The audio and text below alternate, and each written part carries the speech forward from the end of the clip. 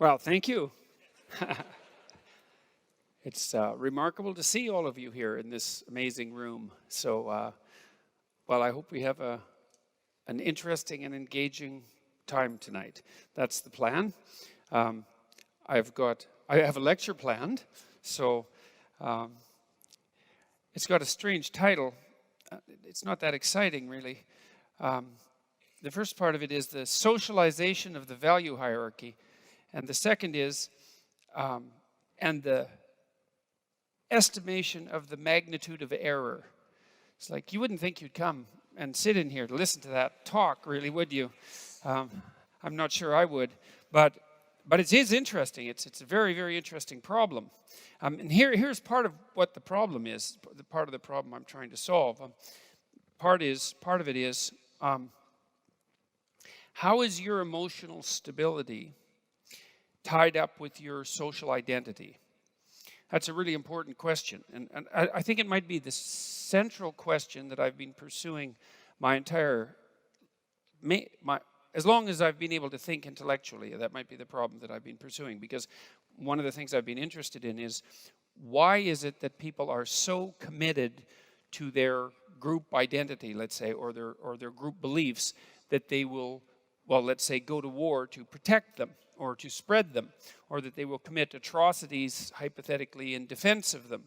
So it's a very interesting problem, because people, when people think about the motivation for war, for example, they often attribute it to economic causes, and that just never struck me as plausible. Sometimes it's plausible, but it's not a deep solution as far as I'm concerned. It's more psychological. It's our beliefs are important to us. And what does it mean? Well, there's a lot of questions there. What do you mean by belief? Exactly. Physicists generally don't go to war over their belief in one physical theory over another, so it can't be just as simple as belief. It has to be more complicated than that. And people are committed to their beliefs too, and it isn't obvious what commitment means. And so those are the things that I've been trying to unpack. What does it mean to have a belief? And what does it mean? How does it, why is it important to you? Why is it crucial to you? There's something associated deeply, there's a deep association between belief and value. And so then that brings up another question. What exactly do you mean by value? So that's three hard questions. And so that's part of it. And then, so that's the value hierarchy question, part of it. And then the error magnitude problem is, well, let's say you go to a party and you tell a joke, and you think it's a pretty funny joke, and you tell your joke, and no one laughs, and in fact they look at you like you're rather odd. And then the question is, well, how should you respond to that? Like, what exactly does that indicate about you? I mean, does it indicate a minor flaw in an otherwise stellar personality? Because that's a possibility. Or does it mean that, like, you're a creep? Right? And maybe right down to the core. And, you could even think the less that you think that it means that you're a creep, the more likely it is that you are one. So, but, it's very hard to estimate the magnitude of an error. We have, how upset should you get when something that you don't want to happen happens? And it's very, very hard to figure that out. If you wake up in the morning and, you have a pain, say, in your side, or you're not feeling particularly well, it's like, well, how upset should you get about that? And one answer is, well, like, maybe you're going to die in 3 months, Maybe that's the beginning of pancreatic cancer, and that's the end of you. And so maybe you should just be terrified into paralysis when you have a pain that you can't explain. Or maybe you should just brush it off and think, well, I'll get up and do what I usually do, and it's probably nothing.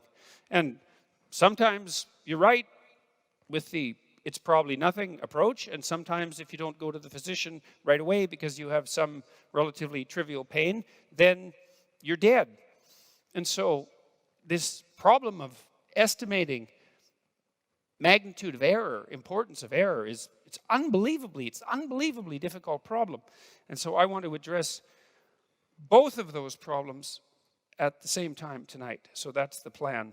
So we'll see how that goes. So, and then I want to weave in there one more thing, which is this relationship between your own psychological structure, whatever that happens to be, your own value hierarchy, because there's a very tight relationship between your value hierarchy and your psychological structure, which is why hierarchies, by the way, are necessary, which is part of the point I was trying to make, say, in Rule 1 in 12 Rules for Life when I talked about hierarchies. There's no getting away from hierarchies.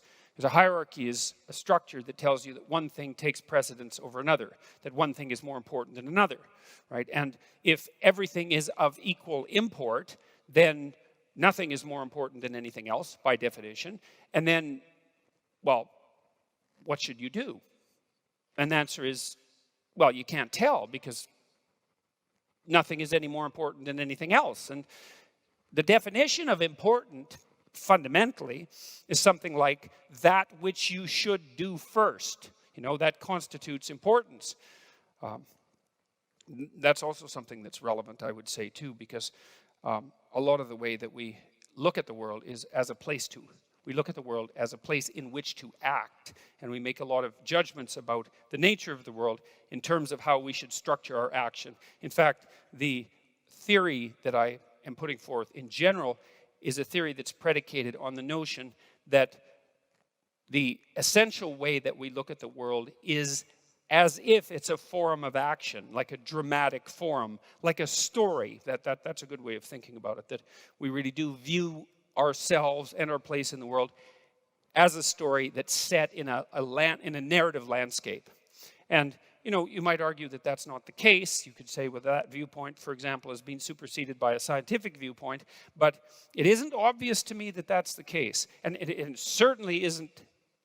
It's certainly not the case that we act that way. And it's certainly not the case that we structure our political systems that way. And it's certainly not the case that we treat each other that way, or that we think that way, or that we react emotionally that way. And so that's a lot. And, it's also the case that the other thing that's worth thinking about in this regard is, we've only been thinking about the world as an objective place for 500 years, something like that. I mean, maybe you could chase it back to the ancient Greeks and go back 2,000 years, but whatever. From a historical perspective, 500 years or 200 years is the same amount of time, and it's a tiny fraction of the amount of time that living creatures that were approximately like us have been around.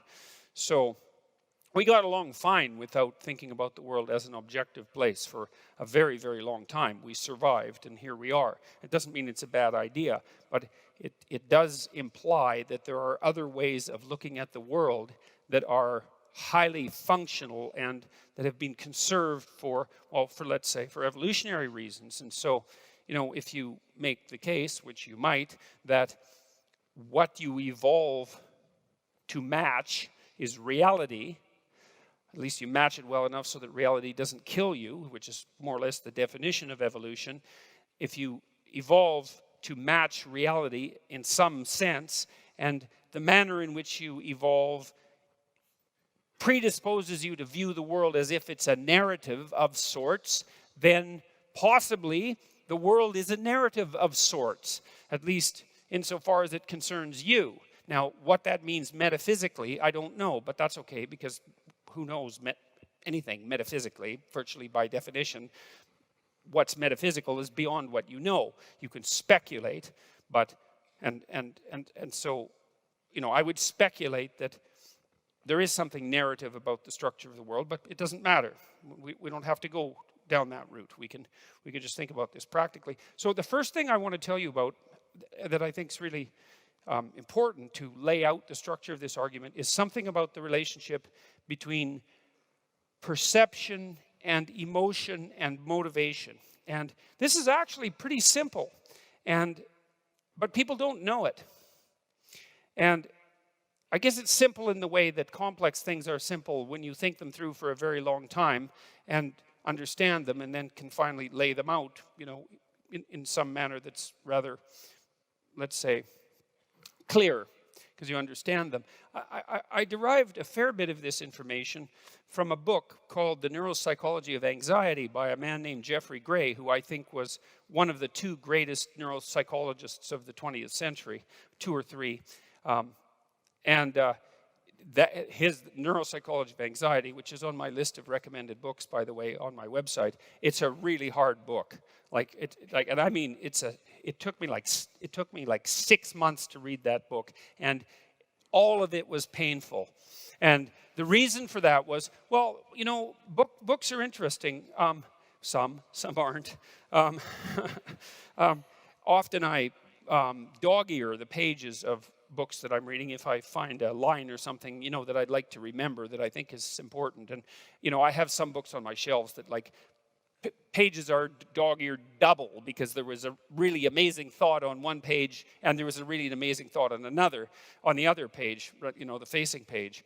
And so the whole damn thing is just nothing but dog ears. And then there's other books where there's zero. When I read Nietzsche, for example, there was lots of dog ears on Beyond Good and Evil, which is a great book. And Nietzsche actually, he came up with the most arrogant statement anybody ever made about himself as an author, which is really quite impressive.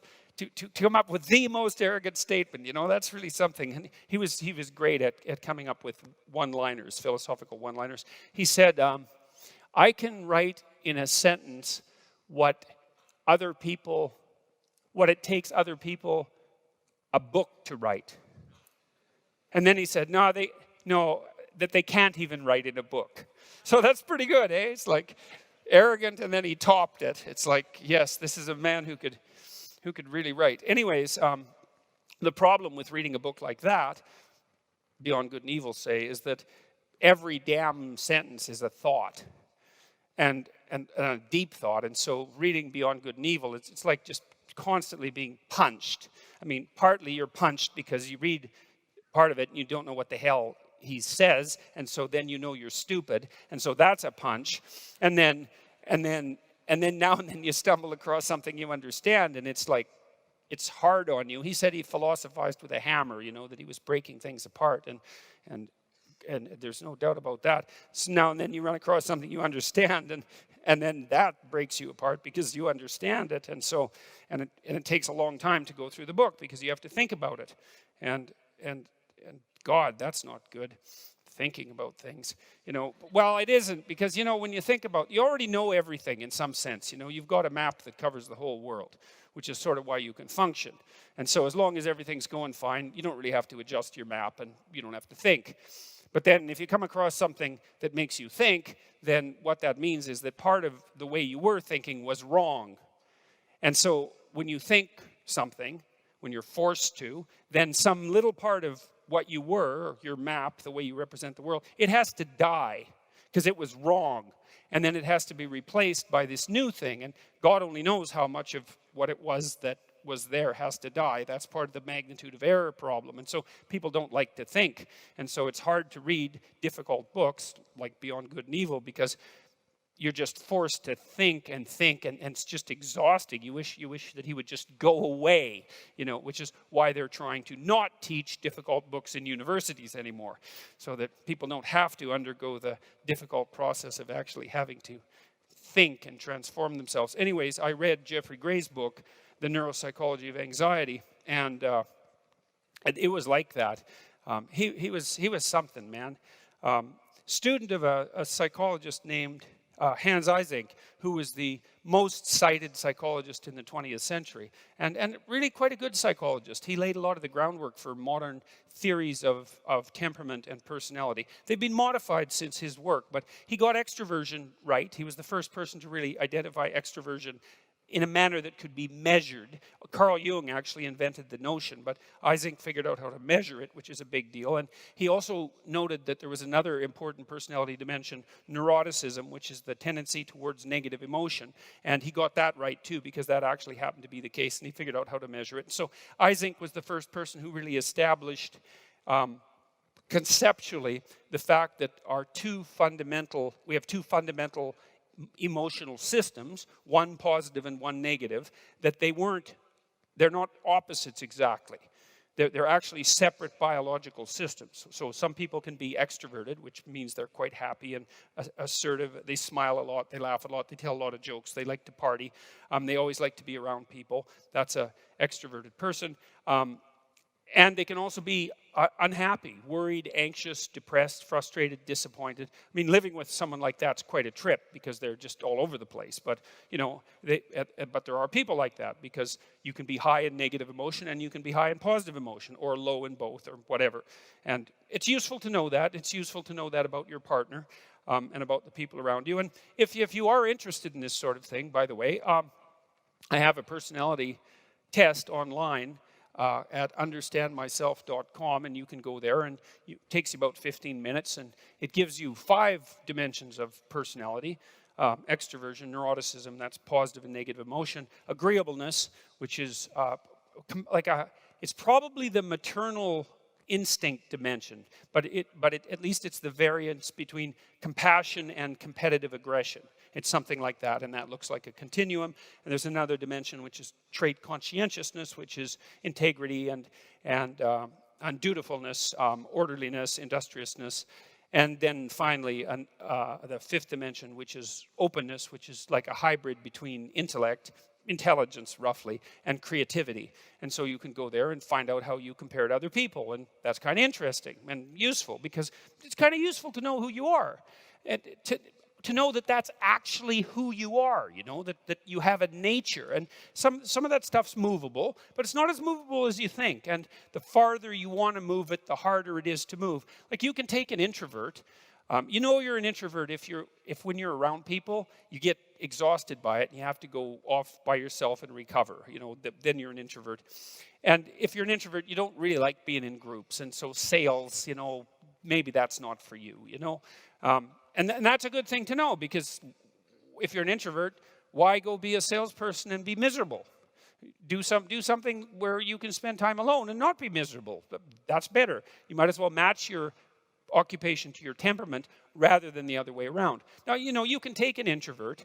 I've worked with lots of introverts who say had made pretty good progress in their careers, and they were at a point where they had to do a lot of social networking, and otherwise they were going to hit a plateau in their career. And they could be taught the skills of extroversion sort of one at a time, rather painfully. So they could learn them, they could accrue the skills, and that would broaden their personality outward into the, say, extroverted end of the continuum. But it didn't make them extroverts. And so they were still temperamentally introverts. And so, if you're a neurotic person, high in negative emotion, you can learn to regulate your anxiety and so forth. But you hit a point of diminishing returns, and it's difficult. It's effortful. So, anyways, back to Eysenck and then back to Jeffrey Gray. So Eysenck identified extroversion and introversion, or extroversion and neuroticism, and that's going to be very important in a minute. And Gray elaborated Eysenck's theories to a large degree, but he did that neurologically. He was a master of the animal experimental literature, and a lot of that's being phased out of universities because the regulations for animal experimentation have become so onerous and difficult that it's much easier for beginning scientists just not to bother. And that's a real catastrophe, because we have learned a lot about the brain in the last 50 years, a lot. And we've learned very little about the brain from PET scans and MRI scans and like that complicated technology that's used to study human beings, and an unbelievable amount by studying animals. And you might think, rats in particular, and you might think, well, rats, why? They're not much like human beings, but that's wrong. You share, I don't know what it is, 98.5% of your genetic structure with rats. Some of you probably more than that. We haven't devolved from the common ancestor with rats from an evolutionary perspective that long ago. I mean, like, it's millions of years ago, but it's short compared to how long ago we devolved, let's say, from, or we devolved, I think that's good enough, from amphibians. And so we're a lot like rats, man, and we have the same skeletal structure, and our brains are quite similar, and the neurochemistry is very, very, very similar. I mean, the neurochemistry is similar right down to the level of crustaceans, which is why I wrote about lobsters in Rule 1, because I thought it was so bloody amazing when I came across that literature to see that when lobsters are defeated in a social contest and they lose their hierarchical position, that they undergo neurochemical changes that are analogous to the neurochemical changes that human beings undergo. That's so amazing. And that the same damn drugs that help us, antidepressants essentially, also cheer up defeated lobsters. I mean, it's a staggering demonstration of the continuity of biology across, unbelievable spans of time. Critics have complained that I cherry-picked the data, but they don't know what the hell they're talking about. So they don't. I studied the serotonin system for a very, very long time, and I know perfectly well that one of the things that it does is monitor your position in a social hierarchy. And it's more important than that, because the serotonin system it's a master control neurochemical system. It's like the conductor of an orchestra. Everything in your brain depends on the serotonin system, which is why you think about it like an antidepressant decreases the rate at which neurons will reuptake serotonin. You need serotonin to modulate the way your neurons work. You take an antidepressant and the serotonin works a little longer. Okay, so what's the consequence of that? Well, let's say you're depressed. Okay, we got to think about being depressed for a minute. So when you're depressed, this is what happens. All you remember about the past is what's negative. So everything about the past is negative. All you can see in the present is what's negative. Everything about the present is negative. And nothing about the future is positive at all. And so that's interesting, because it means that something has shifted inside you, let's say neurophysiologically, that changes the way you view everything. Everything. Your entire past, the present, and the entire future. And what it essentially does is exaggerate negative emotion to a tremendous degree, that's depression, and suppress positive emotion. Now, there can be variance in that. Sometimes you see depressed people, and you can think about your own mood in this way. You might say, well, I'm not that sad, but I've just sort of lost my interest in everything. Okay, so that means that what's happened is your positive emotion system has been suppressed, because the positive emotion system is what gives you that interest in things, that pulls you forward to action, okay? And the negative emotion system, that's anxiety, that's a huge part of it. Frustration, disappointment, grief, pain, that kind of covers it. Anger as well, though anger is a bit complicated because it's half a positive emotion and half a negative emotion, which is why it feels so good to get angry, by the way, and why it also impels you to action, whereas most negative emotions stop you. So in any case, if your serotonin function declines, then all of a sudden everything is negative. You think, well, isn't that interesting? How the hell can it be that something can change within you that changes everything? And the answer has to be, well, it must be a fundamental system that's been changed, right? Because if it changes everything, it has to be a system on which all other systems depend. And that is the case with the serotonin system. And that's really worth knowing, especially when you also know that the serotonin system counts where you are in the social hierarchy. And so there's this weird kind of one-to-one correspondence. Imagine a social hierarchy has 10 levels. I don't care what hierarchy you're in. Most people's hierarchies are actually quite small. They sort of consist of the people that they compare themselves to. Which is a strange thing, too, because one of the things that you see happening with really successful people is they actually don't get a lot happier and a lot less unhappy as they climb the broad social ladder, because the people they compare themselves to change. And so I can tell you a funny story about this. So I know this guy. I worked with him for a long time. His name is Dale Ressi.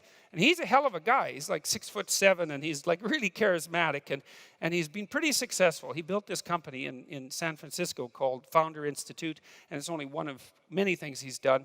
And it's operating in 165 cities. It's a school to teach people how to be entrepreneurs. He's trying to export Silicon Valley, what would you call it, know-how, technological and financial, to the rest of the world.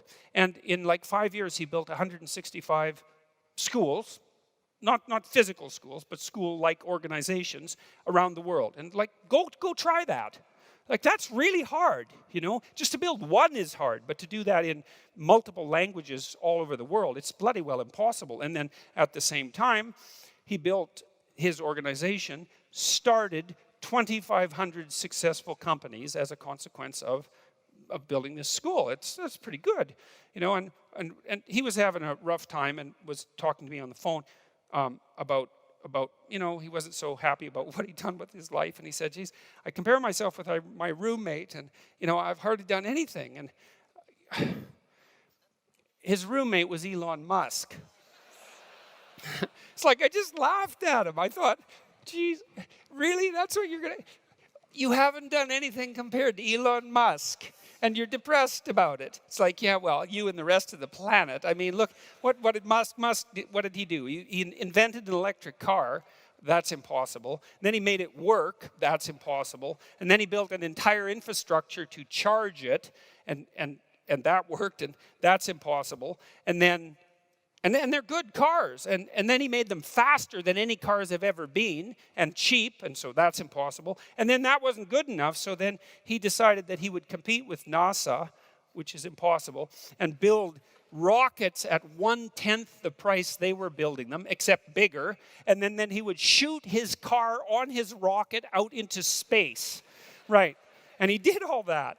And it's like a day I was thinking, oh, I've hardly done anything with my life. It's like, oh.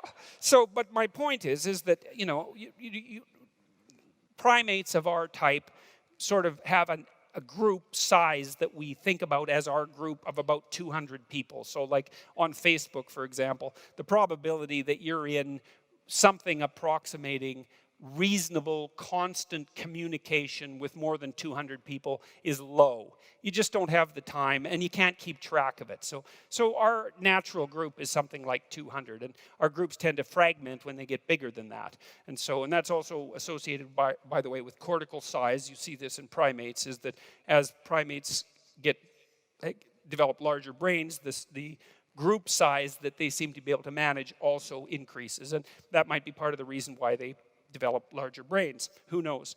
But anyways, it's about 200 people. And the problem is that as you get more successful, say, in the global hierarchy of 100 million people, the 200 people that you compare yourself changes. And so that you end up with $100 million, and you're not very happy because your $50 million yacht is like 20 feet shorter than your friend's, you know, $150 million yacht. And you're high in neuroticism, so that makes you frustrated and disappointed, you know. So anyways, it's important to understand. It's the message here, the point of this is that you have a system, this serotonin system, base of your neurophysiology. It also sets your brain up during embryonic development. So it really is the master control system in many, many ways. And it counts where you are in your hierarchy. And then it decides how much positive emotion and how much negative emotion you should feel on average because of your position. And so like if you're, let's say number 1 is at the top and number 10 is at the bottom. So you're number 10, you're barely clinging to the bottom of reality. Your brain says, look, it's dangerous where you are at the bottom of the hierarchy. You don't have a lot of friends. It's precarious down there.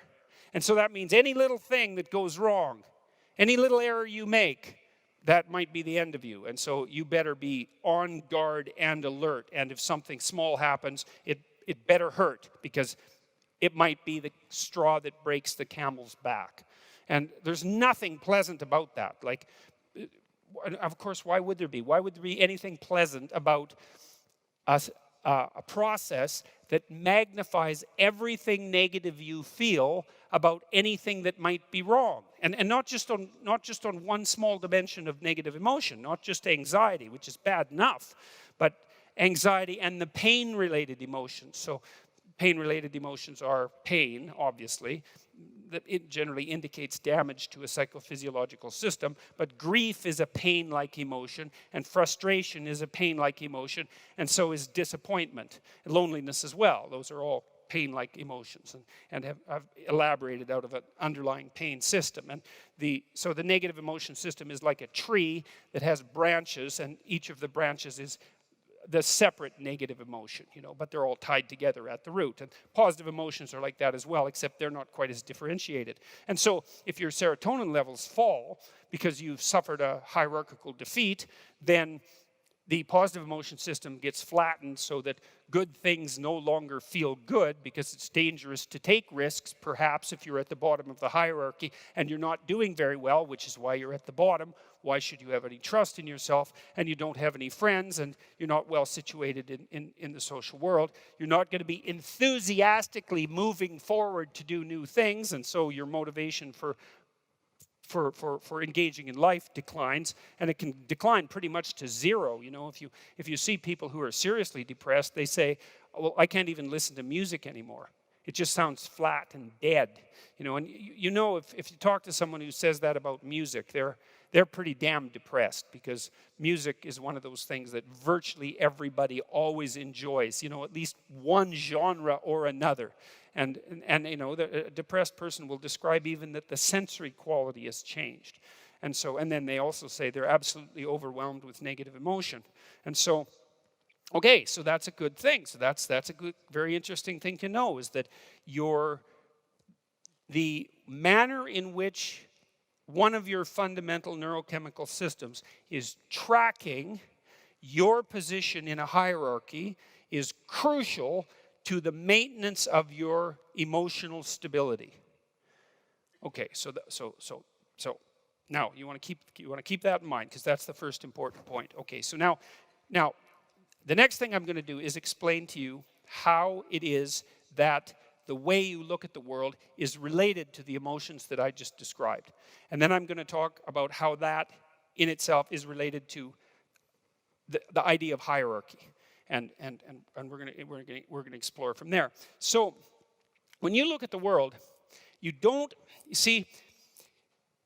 think that the world is made of obvious objects, and that you look at them, and then you think about what they are, and then you think about how you evaluate them, and then you think about how you use them, and then you decide to act. And that's not the case, because the world doesn't come segregated neatly into objects. And it took people a long time to figure this out, because when you look at the world, there it is, segregated neatly into objects, right? It takes no effort at all, except takes half your damn brain to do that. Right, and we're very visual creatures. We have great visual systems, and so a tremendous amount of metabolic energy and evolutionary expenditure of time has gone into providing us with a visual system that just breaks the world up into obvious objects for us. And that isn't even right, because we don't actually see objects. What we see are more like tools and obstacles. We just think they're objects. Like when you come in here, I can give you an example of that. Okay, think about a beanbag. Okay, think about a stump, and think about a stool. You say, those are all chairs.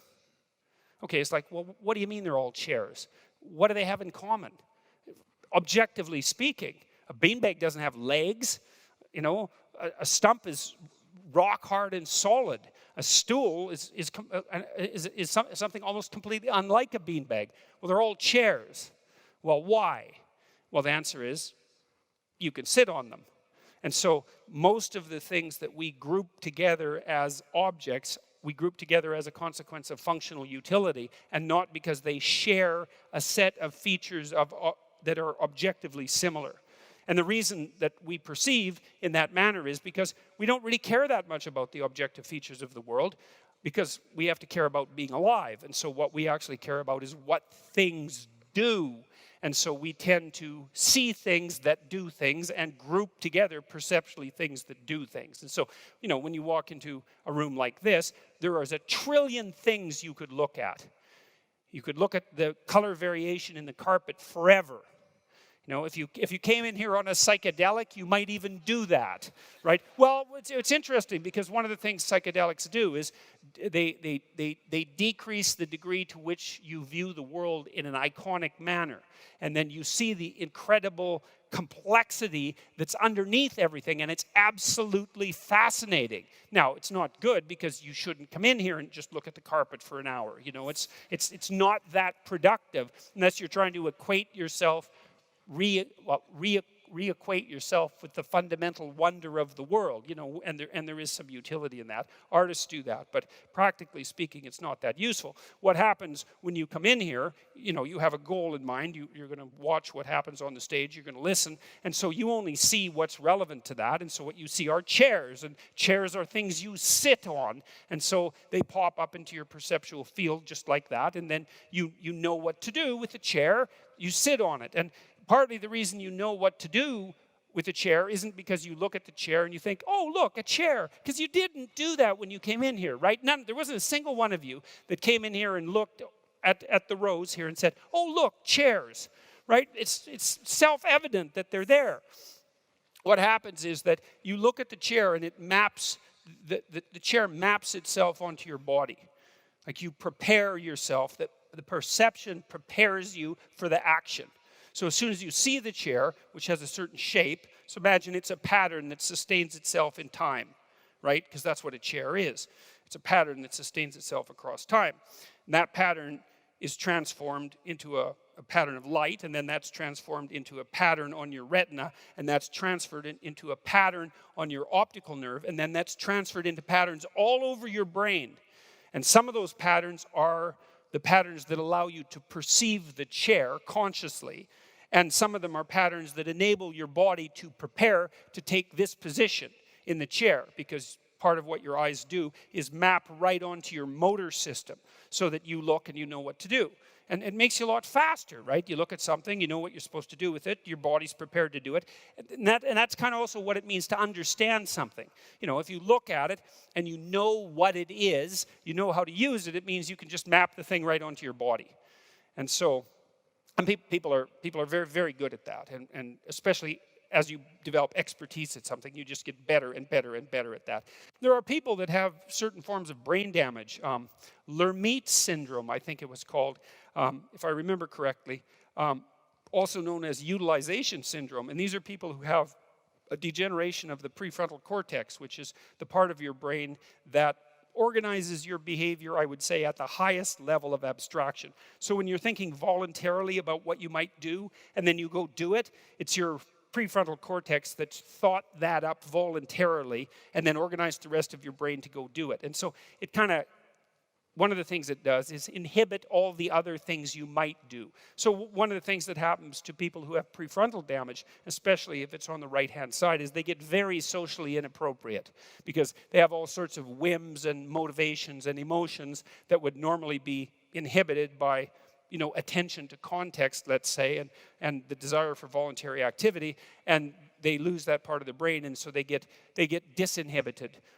They can get disinhibited to the point where they have to be institutionalized or jailed because they start acting so inappropriately that they can't be controlled. And so, anyways, Lermite syndrome is utilization syndrome. And one of the things that happens to people who have utilization syndrome, let's say they're in an old folks' home, maybe it's a consequence of a degenerative neurological disease, and they're walking down the hallway and there's an open door. And they walk through it. They can't help it because what do you do with a door that's open? You walk through it.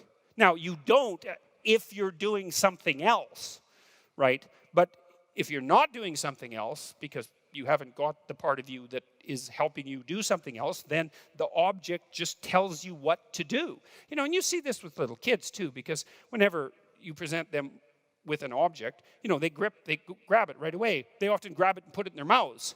And they do that because their mouths are already wired up completely when they're born, right? Both from a sensory perspective and from a motor perspective. And so kids are always cramming things into their mouth so that they can investigate them with their tongue and map what they are. It's important for them to, well, that's how they learn about the world. And so, anyways, if you have utilization syndrome, you can't not utilize things. So you can hand someone a bottle or a cup of water who has utilization syndrome and they're not thirsty and they'll drink it because it's a cup of water. And what is that? It's not an object.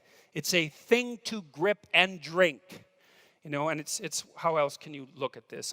This isn't a cliff. It's a falling off place, right? And if you're one of those strange creatures who just think it's a cliff, and you know you're, I don't know, what you're abstracted in thought, and you walk off it, then you're dead. It's a lot better to perceive it as a falling off place, which is what you do, because you know what it's like. You go somewhere that's steep, and you kind of play with the edge a little bit, and you can feel the falling off place map itself on your whole body. It's kind of a strange, I suppose, an interesting experiment to play with that. You know, you might be back here and you think, yeah, well, that's not too bad. I wonder if I can get a little closer, you know, and maybe you can, and maybe you can get too close, and then you're an evolutionary mistake. So, but you know, you get close enough. Maybe you peer over and you think, yeah, that's enough.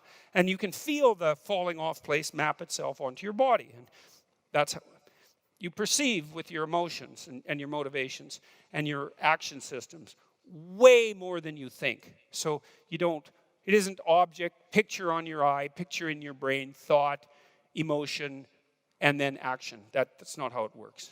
You're representing the world at multiple levels in your nervous system at the same time. And you need to. And one of those levels is emotional. So, okay, so here goes for the emotional part. Now, look, and this is just as important as the serotonin idea, I would say, which means it's really important because the serotonin idea is really important to know that your position in the social hierarchy determines the balance between your positive and negative emotion. That's like a crucial insight into human behavior. And that we have a positive emotion system, and that we have a negative emotion system, and that they're separate. Those are unbelievably important discoveries, all made, by the way, virtually all made by animal experimentalists, just so you know, because they deserve some credit. So now the issue is, how is your perception related to your emotion? And so it looks like it, and this is much of this I learned from Jeffrey Gray. Now, Gray was a student of Eysenck, but he's also a student of someone named Norbert Wiener, who was a cyberneticist at MIT. He established the field of cybernetics, and he was one of the first people he was one of the founders of computational science. He was a big deal, Norbert Wiener, and his work had tremendous impact on all sorts of fields. And he was trying to figure out how to generate autonomous self-correcting systems. So let's say intelligent systems, and us among them, because we're autonomous self-correcting systems. And so Gray knew about Norbert Wiener's work, and he integrated that with Eysenck's work, and then with all this psychobiology, and he came up with a lovely set of ideas that are extraordinarily useful. And so here's one of them. We live inside, we perceive, this is part of perceiving the world as a story. We perceive the world as a place to go from one location to another. So you can imagine that we're on a journey. That's our life, is a journey. And it might be a 10-minute journey. It might be a 15-minute journey. It might be the journey of a week. It might be the journey of a month, or the journey of a lifetime. And, you know, maybe what you would want is that the journey of a minute and 10 minutes and a week and a month and a year culminate into the journey of a lifetime. You know, you could imagine that you would want some continuity across all that, so that there was some integrity to your existence, so that each part of what you were doing was related in some intelligible way to the whole. That would be an ideal. When you think of someone as being integrated, right, as having character, something like that, that's really what you mean. You mean that all the parts of what they do fit somehow into an integrated whole. And so that's kind of interesting to know too, because if you have a value system that's well structured, then all the little things you do are part of the big thing that you're doing, whatever that big thing is, and you are doing that big thing. Okay, so that's another thing to keep in mind. Now, so You're looking at the world. You're a creature of action. You have to be a creature of action because you have to act in order to live. Because if you don't act, well, then you fall apart and you're overwhelmed by despair and negative emotion and you starve to death and you die. And so not acting, not an option. So unless you're willing to take the consequences I just described. So you better look at the world as a place to act. And so how do you act? Well, you're somewhere. You should know where you are, by the way. That's very helpful psychologically. You know, imagine you have a map, you're in a car, and you don't know where you are. You're trying to get somewhere. The map's not helpful because you don't know where you are. And so even if you know where you're going, but you don't know where you are, the map isn't useful. And the same really does apply to your life. If you don't know where you are, it's very hard to map out where you're going.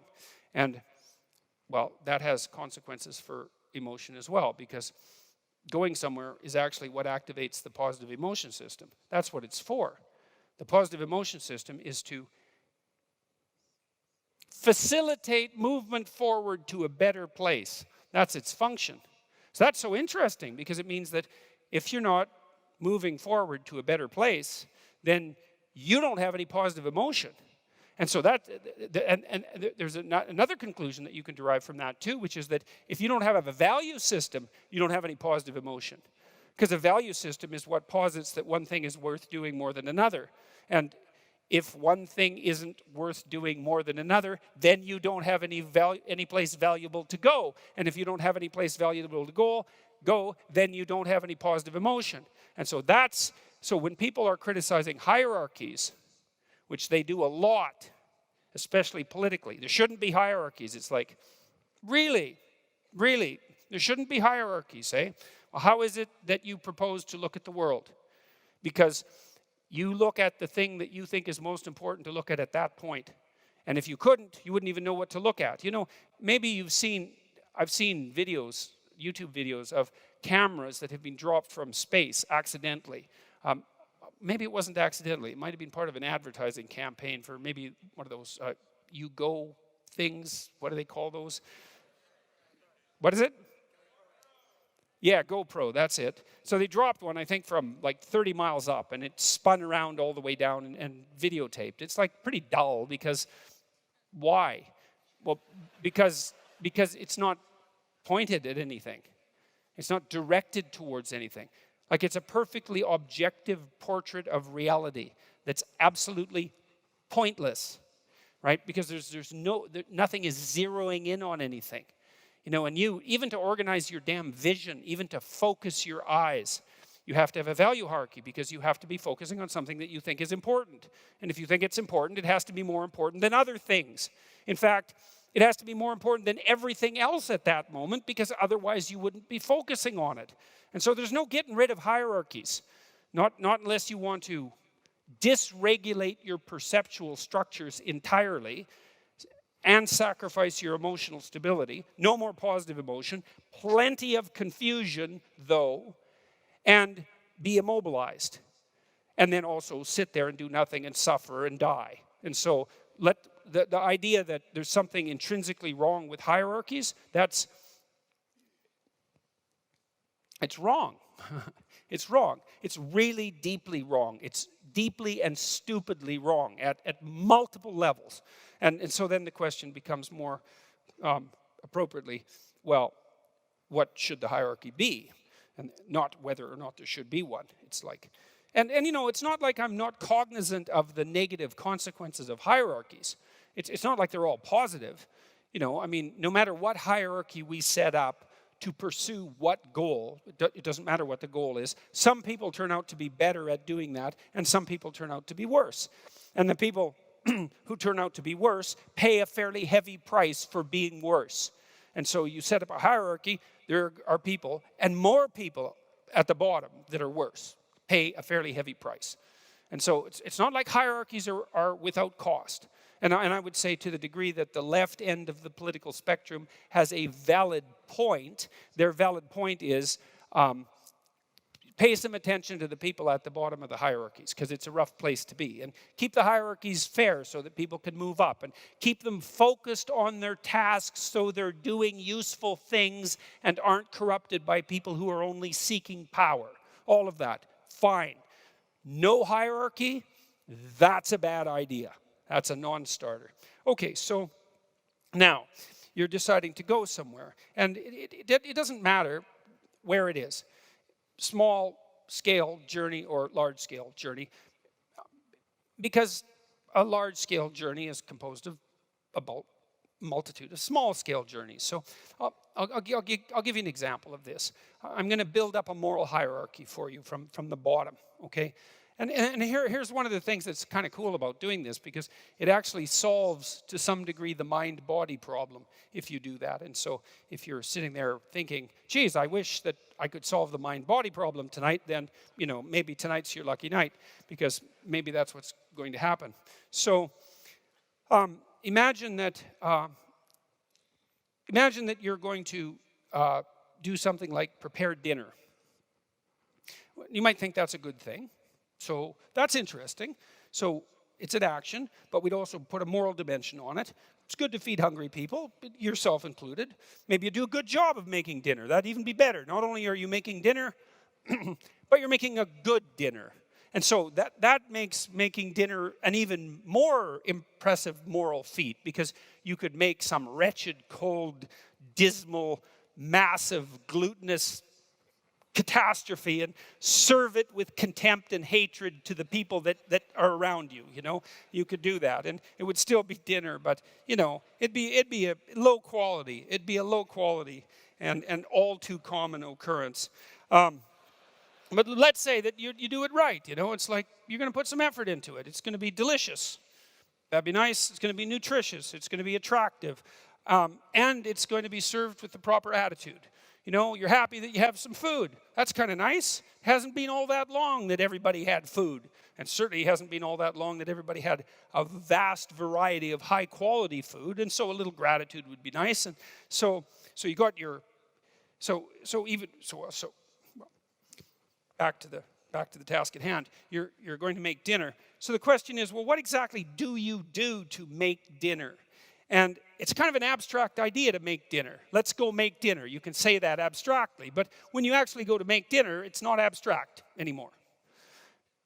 You go into the kitchen and you open the refrigerator, and that's not abstract, right? That's not mental, it's physical. You're interacting with the world. You grab the door handle on the refrigerator and you open it. And you don't really know how you do that. You know, I mean, I know you know how to close your hand and move your arm, but you don't know how to close your hand and open the door. Your mind, that's where your mind runs out. It knows how to operate your voluntary musculature, but it doesn't know how. So your mind grounds out in your body. And I'm going to make the case that morality does that as well. And it's part of this idea that the world is an action-oriented place. You open the fridge, you think, hey, carrots. We're going to need some carrots. So you take the bag of carrots out of the fridge and you put them on the counter and you peel the carrots. And again, same thing. Bit of expert behavior there, you know, because you've peeled carrots before. And it's a bit deterministic because you've learned how to do it habitually. And so you peel the carrots and you take out the parts that aren't so edible, if you have any sense.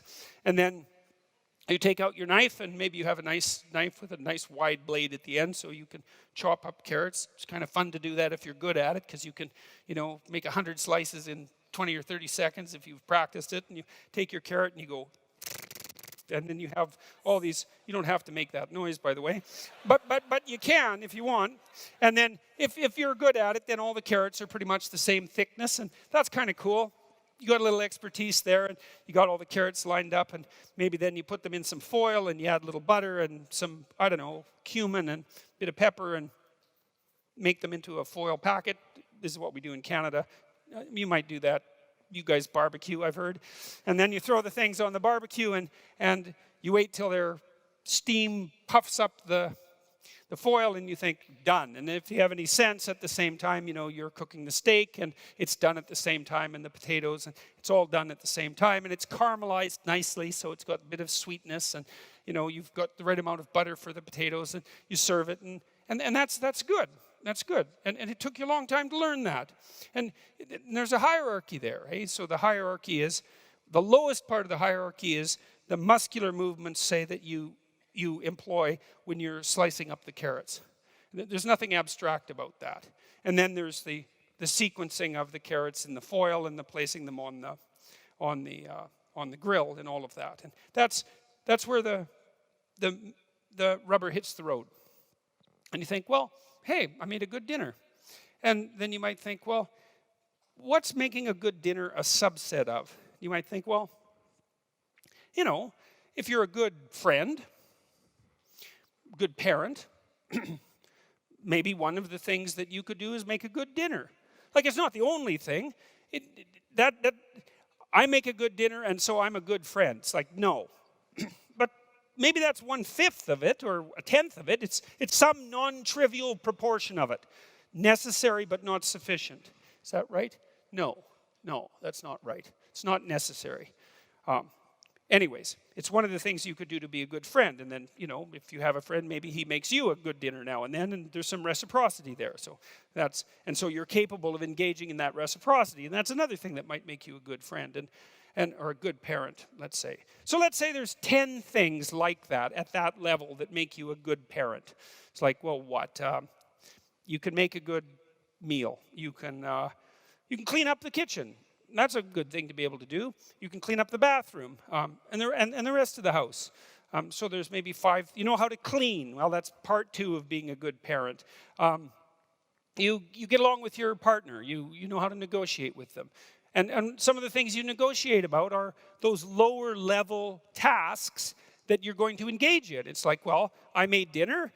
Maybe you could clean up the kitchen. And, you know, there'd be some reciprocity there. And if you're a good person, which is getting a little higher up in the value hierarchy, then you can engage in that kind of negotiation.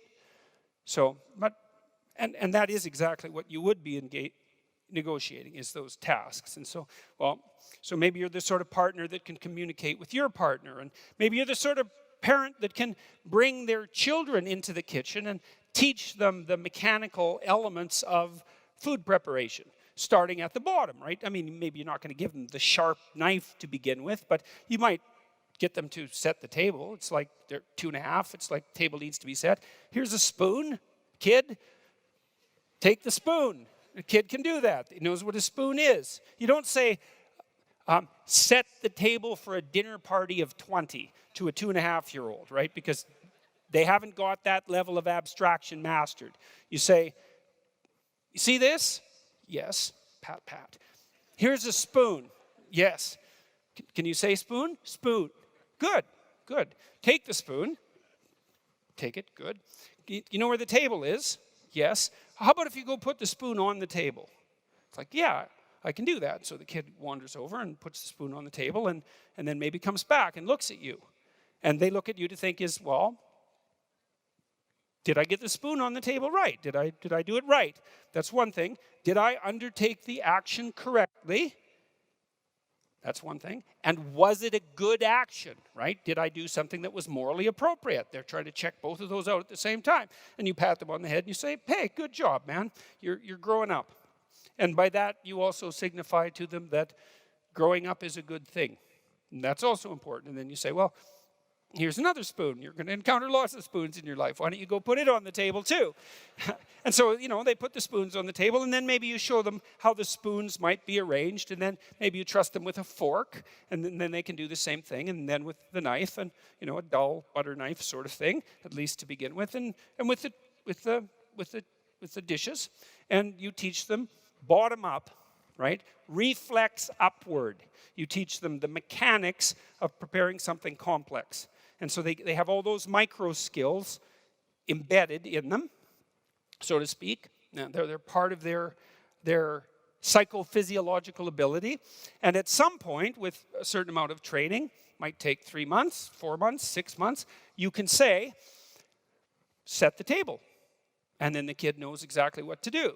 But they don't know what to do until they have all those micro routines mastered. And so that's kind of cool, because what it indicates is that the command, the macro command, set the table, is only something that has a meaning when the micro processes that are motoric have already been mastered. And that's a really good way of thinking about how you're constituted. Like you have a lot of skills, things you can do with your body. Action-oriented skills and perceptual skills. And once you have them as part of you, then other people can refer to them and you understand each other. And that's partly how we understand each other, is that we share a hierarchy of skill and perception that's built from the bottom up to a very high level of abstraction and also a very high level of isomorphism, meaning it's the same for everyone. So okay, I'll explain that momentarily here. So now,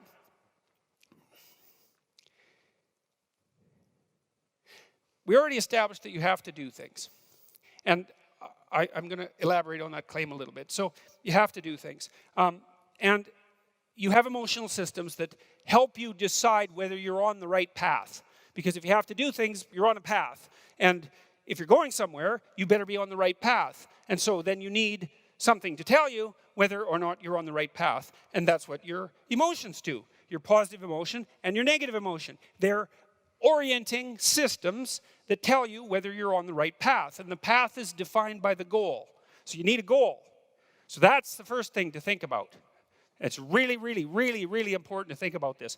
If your life is not the way you want it to be, it's possible that your goal is not what it should be. And that's a fundamental religious teaching, by the way. I would say that might be the fundamental religious teaching of Buddhism. Right? Because the Buddhists teach in some sense that everything is Maya or illusion. And it's a complicated idea, but partly what it means is the way the world manifests itself to you is in large part determined by your aim within the world. And so by switching aim, you can switch whether something is positive or negative. Like, let's say you come home and you find your wife's having an affair. And it's like, man, you're not happy. You're one bitter, twisted, angry person. And, you go down to the bar and you have a few drinks and you thought, God, I really never liked her. And you think, hey, this is the best day of my life. My wife had an affair. It's like, I'm free. I know this is a ridiculous story, but you get my point. It's like you could make a switch like that. And you think, well, isn't it so strange? It's like half an hour ago, I was like bitter and twisted and angry and resentful and anxious and frustrated and disappointed because there was something I wanted and I wasn't getting it. And now all of a sudden I've decided I didn't want that and everything is switched around. And so that's a miracle that can happen. And so in Rule 6, the rule is put your house in perfect order before you criticize the world. Well, so what's the idea? It's like, well, if the world isn't up to your standards, let's say, first of all, you might ask yourself about that to begin with. It's like, the world isn't up to your standards. Really? That's the world's problem somehow. It's not more likely that it's, given that you're talking about the world here, it's not more likely that there's some chance that it's your problem. And that if you put yourself right, then the world wouldn't appear to be a problem. And I mean, it's a profound question, and I'm not throwing that out cynically or sarcastically. I mean, I've been disenchanted with the world a fair number of times personally. I'm including myself in the list of people who make that error. But, knowing that your emotional reactions are dependent on your aim, and that that's actually technically true, does immediately open up the question, hey, man, if things aren't laying themselves out in front of you, the way that is necessary for you to live a full and engaged life and not be cynical and bitter and twisted and cruel and vengeful and disappointed and all of that, it's just possible that you're not aiming at the right thing. And man, that is a question worth asking. Well, it's the question people do ask. It's like, well, what's the purpose of life? Well, it's the same question. What should I aim at? Those are the same questions. And, if what you're aiming at is producing nothing but unrequited misery for you and everyone else, and it's a downhill bloody spiral into something approximating hell, then there is some possibility that you should think that perhaps your aim is off. So, and I don't want to overplay my hand on that either, too, because I know perfectly well that, if you're suffering, if you're depressed, if you're miserable, it might be a consequence of really bad luck. Like people get sick. And good people get sick, right? Everyone knows that. Good people, they get sick and they die. And so you can't say, well, if you're miserable and sick, it's because there's something, bad about you. Because then that would be the case for everyone, always, whenever they get ill. And you could just blame ill people. It's like, well, it serves you right that you're sick because you're a bad person. It happens a lot, actually, with ill people, and it's an unfortunate thing. So I know there's an element of chance to all this. And I don't want to downplay that. We are dust in the wind, to use a terrible cliche from a 70s rock song. We're blown hither and thither by events that are somewhat beyond our control. But that's still not the point. The point is that to a large degree, you can determine the manner in which the world manifests itself to you by changing your aim. And so then that opens up the entire domain of philosophy. You think, what good is philosophy? And people think that all the time. What good is philosophy? It's like, hey, philosophy is about value. Well, what use is value? Well, value determines your aim. Well, who cares what your aim is? Well, your aim determines the manner in which the world lays itself out to you emotionally. Well, who cares about that? No one says that. The argument stops there because no one, especially no one who's been seriously hurt or seriously depressed, like in pain, no one ever says, oh, well, who cares about that? Because if you can say that about your pain, all that means is you actually haven't been in pain. Because if you're in enough pain, you will not say that, that's for sure. So, you need to know what to aim at. So, now you aim at something, you've got a goal, and then you see that you're making progress towards the goal. That's a good thing. That makes you happy. It actually, technically, there's a system, dopamine system, neurochemical system. Same system, by the way, that cocaine and methamphetamine and opiates activate, which is why people like to take those drugs. And it tells you that you're moving forward in the manner that you should be according to the dictates of your plan. Doesn't necessarily tell you whether you have a good plan. That's a more complicated problem, because who knows if you have a good plan. But one thing that you could know is that a plan is better than no plan. That's a really useful thing to know, especially if you're kind of drifting. It's like, well, I'm going to find myself. It's like, no, just pick something and move towards it. And as you move towards it, you're going to succeed and fail specifically. And then you're going to learn something about success specifically, and you're going to learn something about failure specifically. And then you can learn what you use to fix your plan. So a stupid plan is way better than no plan. And you're likely to have a stupid plan, or at least to be able to make one. So that's good news for everybody. You can make a stupid plan. And so I would say, make a stupid plan. And then implement it. Not any stupider than it has to be. You could think about it a little bit. But then implement it. And have your successes and failures along the way. And learn from them. And then you can rejig the goal. You can move the target. That's fine. That's part of the game. It doesn't have to be fixed. It's a movable target. And maybe what you're trying to do is to move the target to an ever better place.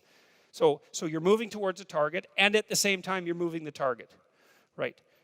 And you're trying to move the target towards something like an ultimate ideal. You're trying to find out what that ultimate ideal is. And part of the way you figure that out is by moving towards a target and by learning about success and failure along the way, because then you can inform yourself with regards to what might constitute a reasonable aim. And so that's the reason to go out in the world and make some mistakes, And then you're going to. And so it's okay.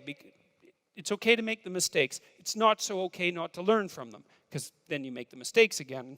That seems pointless. And so you're moving towards wherever you're going, and it's working. And so you get some positive emotion. You get some motivation from this dopaminergic system that adds zest to life. It adds interest and engagement and meaning to life. It pulls you into life. And that's worth thinking about, I would say, because if you think about it, you might wonder about whether or not you should be engaged in life. And then if all of a sudden you're doing something, and because you're doing it, you get engaged in life, then it seems like that might be the very definition of a good thing. It's evidence. The engagement is evidence that you're actually doing a good thing, a worthwhile thing in life with all its suffering and misery and brutality. It's like you've got a pathway, you've got an aim, you're moving forward, you're engaged. Excellent. Your nervous system, very deep down, this dopaminergic system. It's associated with a part of the brain called the hypothalamus. It's a really, really old part of the brain. It's not some new thing that popped up like 15,000 years ago. It's ancient. It's there to orient you in the world. It's part of the instinct for meaning that I talked about in chapter 7. Do what is meaningful and not what is expedient. It's a deep, deep instinct. And way down in your psychophysiological structure, not as far down as the serotonin system, but like next level up. And so if it's saying, hey man, you're on the right track, it's like, that's worth noticing.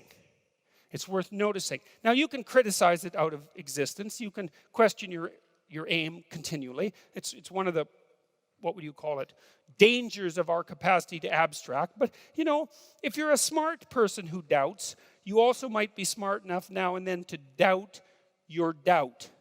And just to notice and to pay attention.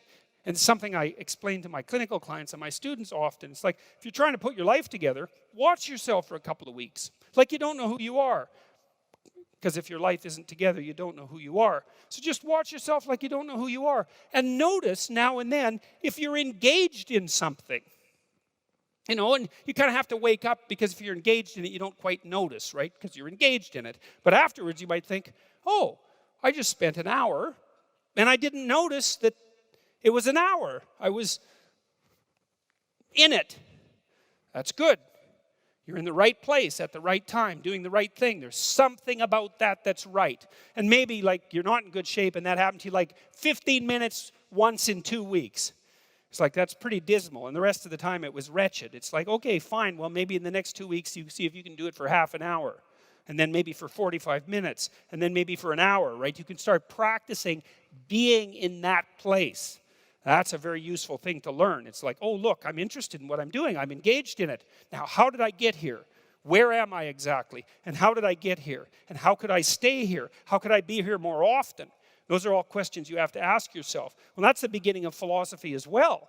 And you think, well, why bother? And the answer is, well, do you want to be engaged in your life? Well, why would you? Well, it's positive. It's analgesic. It fights off pain. Quells anxiety. It gives you purpose. It's good for you, practically speaking. Generally speaking, if you have an aim and you're moving forward to something that's psychologically valuable, but also practically valuable. If it's really a good aim, also it's good for you now, tomorrow, the next day, the next month, because you're generally smart enough to calibrate yourself so that things that are really bad for you don't have that engaging quality. Now, it's not perfect, especially if you've messed yourself up psychologically by lying to yourself in all sorts of different ways. But it's still not a bad orienting system. And then the other thing you can also notice is, well, when are you doing things that make you feel really awful? By your own standards. It's like, oh, look, I just did something, had some interaction with someone, and now I feel awful. It's like, well, maybe you could not do that, whatever it was. You might have to think it through. What were the routines that constituted that ill-advised set of actions? And maybe you're going to have to think really deeply about it, because God only knows how much of your personality structure is involved in that error. But if it made you wretched, it made you feel like life wasn't worth living, then that might be a hint that that wasn't a good thing to do. And so then maybe you could start doing more of the things that make you engaged and less of the things that make you hate life. And that's worthy of practice, let's say. You might think about that as it's a fundamental ethical requirement, or I would say it's a fundamental form of religious meditation. That's a better way of thinking about it. And so then you're on the path. That's the straight and narrow path. It's like, I'm moving forward. I've got an aim. I'm moving forward. As I move forward, I'm engaged. It's bloody well worth walking down this pathway. And, on the left of me is terror and horror and hell and pain, and I'm avoiding that. And to the right of me, perhaps, is ego and arrogance and the things that can get out of control with regards to positive emotion. But I've got that balance right. I'm on the right pathway. Okay, now we think about what might constitute the right pathway. Well, I can tell you a pathway that works for me to some degree. So this is a value structure that's characteristic of me, of things I do. I type, because I write, and so that's pure action, right? I type letters, I type words, I type phrases, I type sentences, I type paragraphs, I type chapters, I write books, and then I talk about the books, and people read the books, and the reason that they can understand the books is because we're a lot the same. You know, like, there's a lot of things that have to be the same about you and me before I can write a book that you can read. And I have to be able to take them for granted. And so, the reason I'm telling you that is because there's an important relationship between my hierarchy of values and your hierarchy of values if we're going to be able to communicate and if we're going to be able to occupy the same place at the same time. You know, so if I'm writing a book like 12 Rules for Life and it has a discussion about what constitutes the good in it, then I have to start with the presupposition that we share some fundamental intuition about what constitutes the good, or my words will fall on deaf ears. Okay, and it's partly because, and this is maybe the relationship between the social world and the psychological world that I wanted to talk about. As I build up my hierarchy of skill and ability, perception and emotional regulation, you know, from slicing carrots upwards, you know, I'm a good cook, I'm a good parent, maybe I'm a good man, maybe I'm a good person, you know. And all of those cover a broader and broader range of abstractions and abilities. There has to be a relationship between that and what other people think. You know, because, look, if your kid, you teach your kid to set the table, and then he goes to someone else's house and sets the table, and he gets a swat. It's like, well, what's the consequence of that?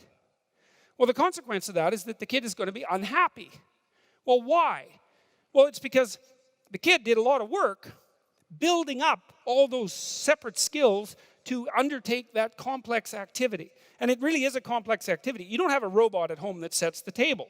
You know, you have a cell phone and it's smart, but it can't set the damn table. It's complicated to do that sort of thing. And so your kid had built this complicated neurological structure as a consequence of reward, primarily, because reward helps build neurological structures. Built this whole structure, and now what he's hoping is that all the work that went into building that structure is something that other people will appreciate as well.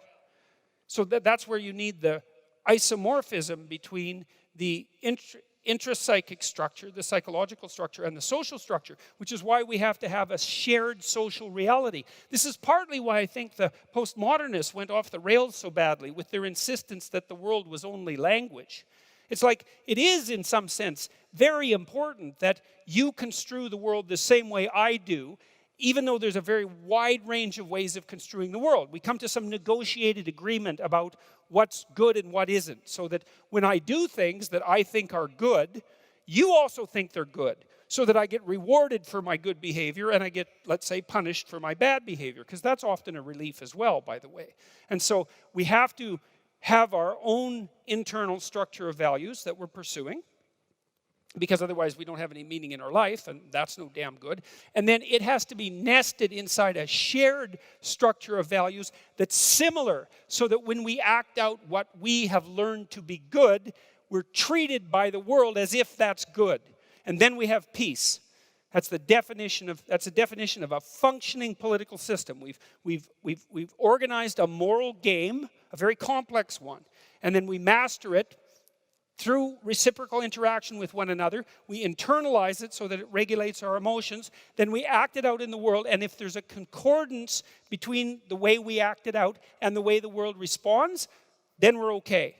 Because there's nothing more disturbing to you than to act out a high-order moral good. Let's say you're working really hard at your job, for example, and you're hoping for a promotion. And let's say you deserve a promotion by all reasonable standards, and then you don't get one. You know, it's given to, I don't know, it's given to the boss's mistress or some damn thing. Or, you know, it's given to someone who doesn't deserve it by the canonical rules of the moral game. And all it does is devastate you. And the reason that it devastates you is because it disrupts the relationship between the internal moral hierarchy that you've built and the collective hierarchy, and everything you have is staked on maintaining that isomorphism. You know, and it's the same even in intimate relationships. You know, if you do something good for your wife or your husband, you know, you go out of the way maybe to make a nice meal, and they come home and they punish you arbitrarily for some tiny fault, maybe with the dinner, it's very disheartening. And the reason is it violates your faith, first of all, in your own intrapsychic hierarchy, second, in the structure of the social hierarchy, and third, in the match between them. And it's the match between them that's really important. We do not like mismatch between what we expect, especially in terms of reward, especially when we've really worked at it, and what we're delivered, right? And so that's partly how it's partly a complicated explanation of how we regulate our emotions. You know, we regulate them by aiming. That's important.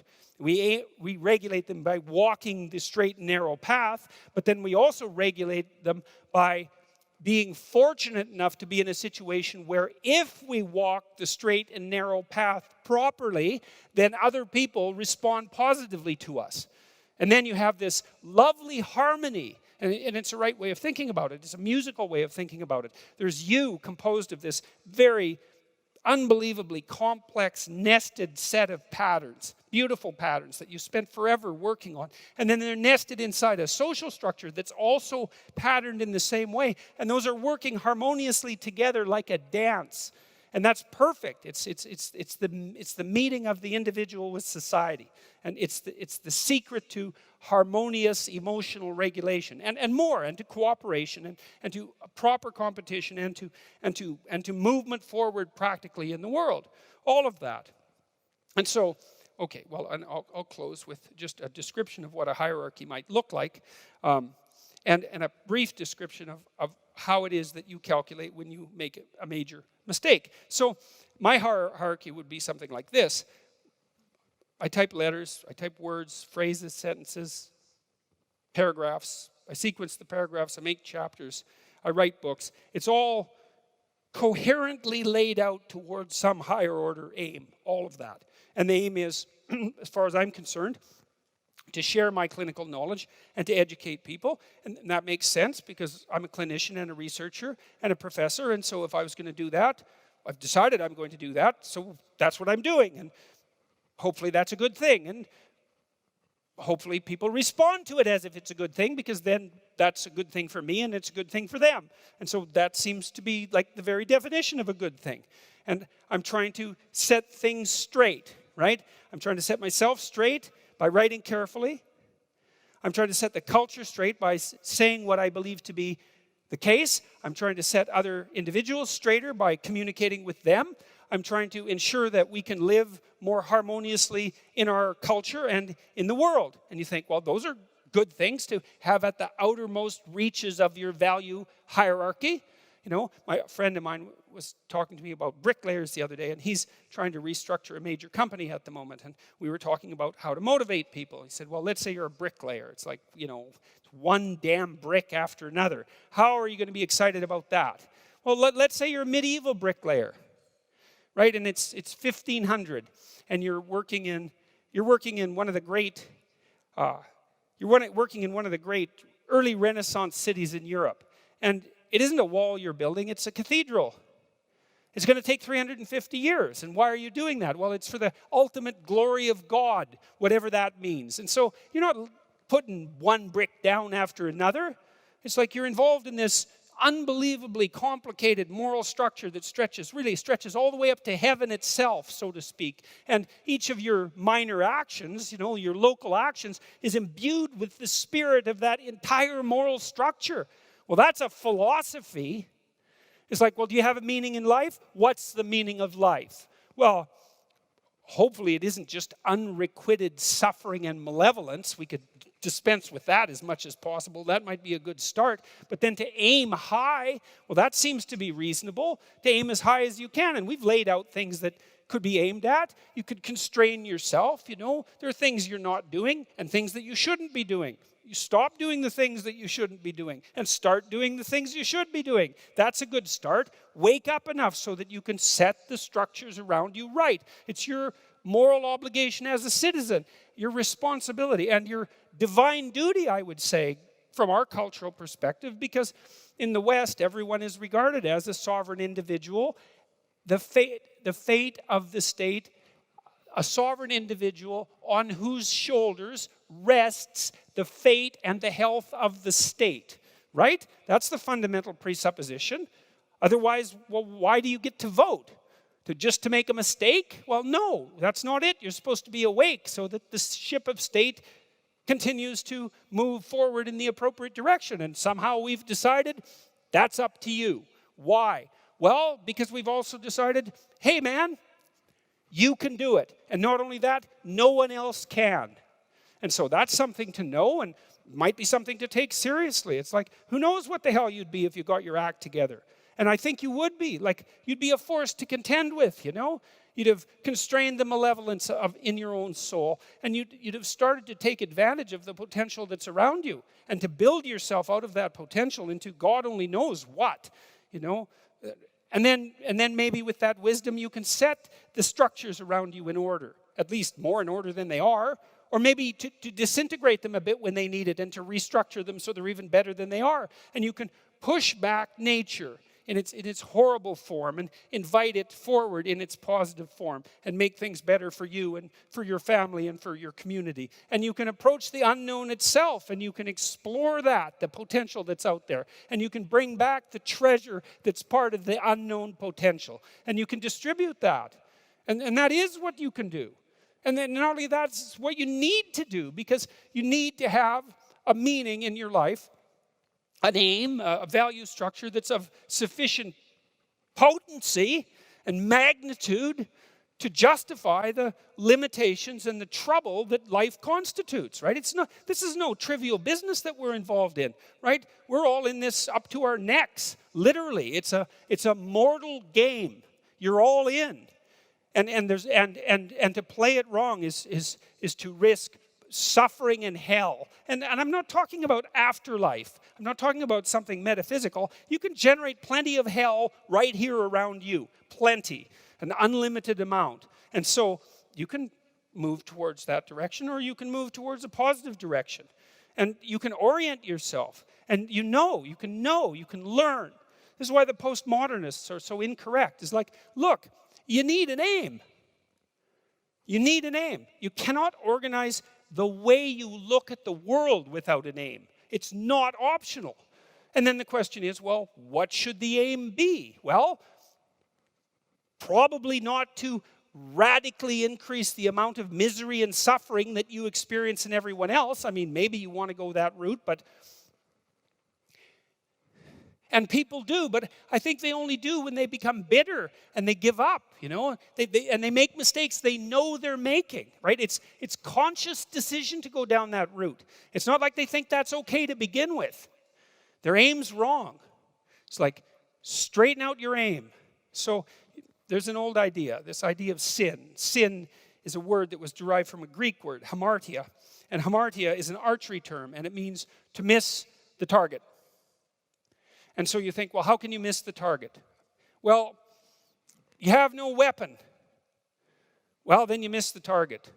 You have no target. You have no aim. Well, then you miss the target. You don't pick up your bow. Well, then you miss the target. You don't draw it back. Then you miss the target. You don't practice and miss many times, right? Because you have to do that to develop the skill to hit the target. So you're not willing to take the risk to miss. You do none of that. And so you miss the target. And that's the sin. And then you miss your life. And then what happens around you is that, well, there's far more hell than there has to be, and there's much less heaven than there could be. And it's on you. And that's part of your, what would you say, your divine value, let's say, that sets you aside along with everyone else as something, someone, some being that even the law itself has to respect intrinsically. And it's marked out in our culture by the sovereignty that you possess, and the notion that there's something in you that's made in the image of God, something that can confront the unknown and to create habitable order out of chaos and potential, and to do that properly. And that's all true as far as I can tell. And it's all necessary to know. It's coded in the deepest stories that are at the base of our culture. And we're in danger of not understanding them and not believing them. And it's a big mistake because they're heavy and profound and weighty and fundamental and necessary, because you have to stand on something that's solid, or everything is sand and you fall in and you're done. And so is everything around you. Well, so that's, what was the name of the talk? What was the name of the talk? I don't even remember what the hell I titled it now. Part of it is, yes, the relationship between your internal psychological structure and the social world. That was part of it. And then the manner by which you estimate magnitude of error. I suppose that's the last thing I should say. You have a value hierarchy. We already described what that is, ranging from the trivial motor actions that you undertake to the highest order aims. What makes you upset? Your determination of how far up in the hierarchy the error you have made has disrupted things. You know, so you tell your kid, you didn't put that spoon on the table quite right. And then they're a little upset, you know, but it's whatever. You twist the spoon, it's fixed. Or you say, you know, you're a rotten kid, and you've always been a rotten kid, and I don't see that there's much hope for you in the future. It's like, well, people do that when they argue with people they love, and they do that quite a bit. It's like they're taking them out at the highest level of their value hierarchy, right? And that makes people really upset. And the reason for that is, well, it wipes out their whole map. And so there's also a relationship, this is an interesting thing to know, between how upset you get emotionally and how important it is, how important the thing that you're pursuing is that's being criticized. And it's, and with a practical note, you know, if you're arguing with someone, here's something you can think about. You want them to change their behavior. The first thing you want to do is, you want to sort of pat them on the head and say, you weren't horrible all the time in the past, and you're not horrible all the time now, and you probably won't be horrible all the time in the future. So we'll just get that out of the way. But there's this small thing that you do that could use a little improvement, and here's how you can improve it. And I would be satisfied and happy with that. If you tried it, would you be willing to? And then they improve incrementally, and over time, maybe if you're very careful with such things and you don't do them too often, and you also allow the other person to do that to you as well, then you get incremental improvements without chopping people off at the knees, so to speak, when you're criticizing the way that they're behaving. All right, well, how to conclude all that?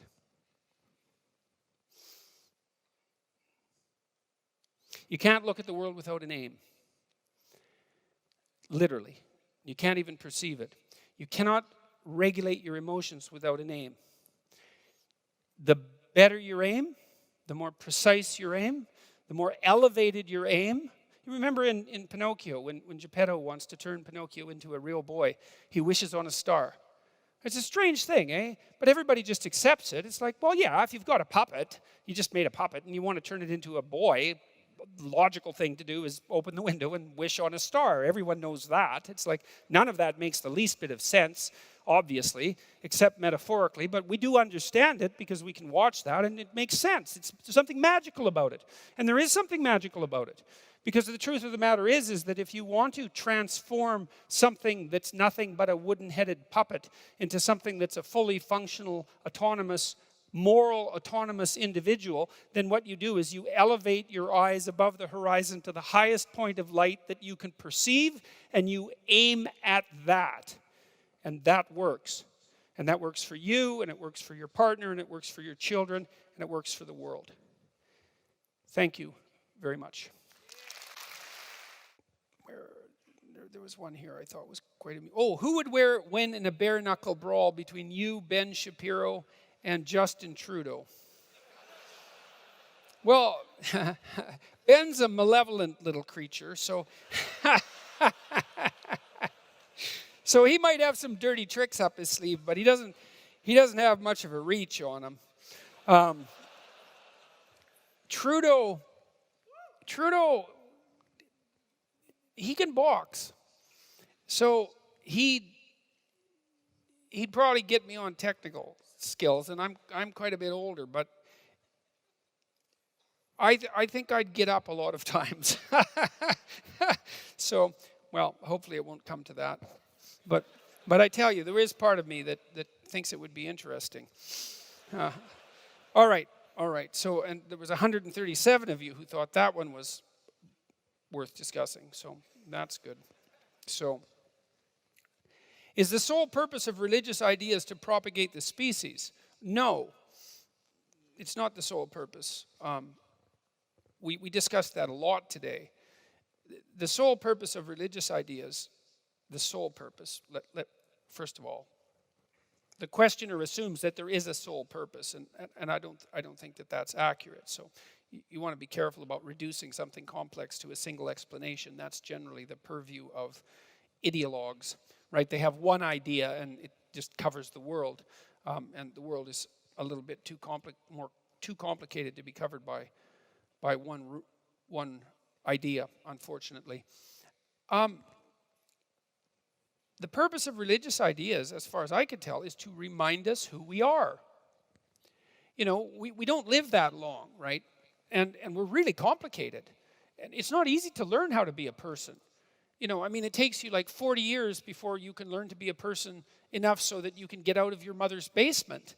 So it's hard. That's half your life before. Well, maybe not 40, but certainly sometimes. It takes a long time to learn how to be a human being. And we're very, very complicated. We're way more complicated than we can understand. You know, and we've been watching each other for a long time, watching ourselves, telling stories about ourselves, trying to draw some wisdom from our self-observations, to teach to our children and to our grandchildren and so forth. And we've codified them in all sorts of strange ways in these memorable stories, fairy tales and myths and religious stories, all of those things. And what are they there for? They're there to remind us who we are, because we need to know who we are. And, you know, we talked about that a little bit tonight. I believe the notion that I believe the most important idea that's ever been generated is the idea that men and women are made in the image of God. I think that a culture that isn't predicated on that belief, knowingly or unknowingly, and better, knowingly, is doomed to absolute catastrophe. Because there's no reason to assume that there isn't something about us that's of transcendent value. I mean, if for no other reason than the fact of our consciousness, you know, like here we are, we're aware of what there is. And it isn't even obvious that there could be what there is if there wasn't something that's aware of it.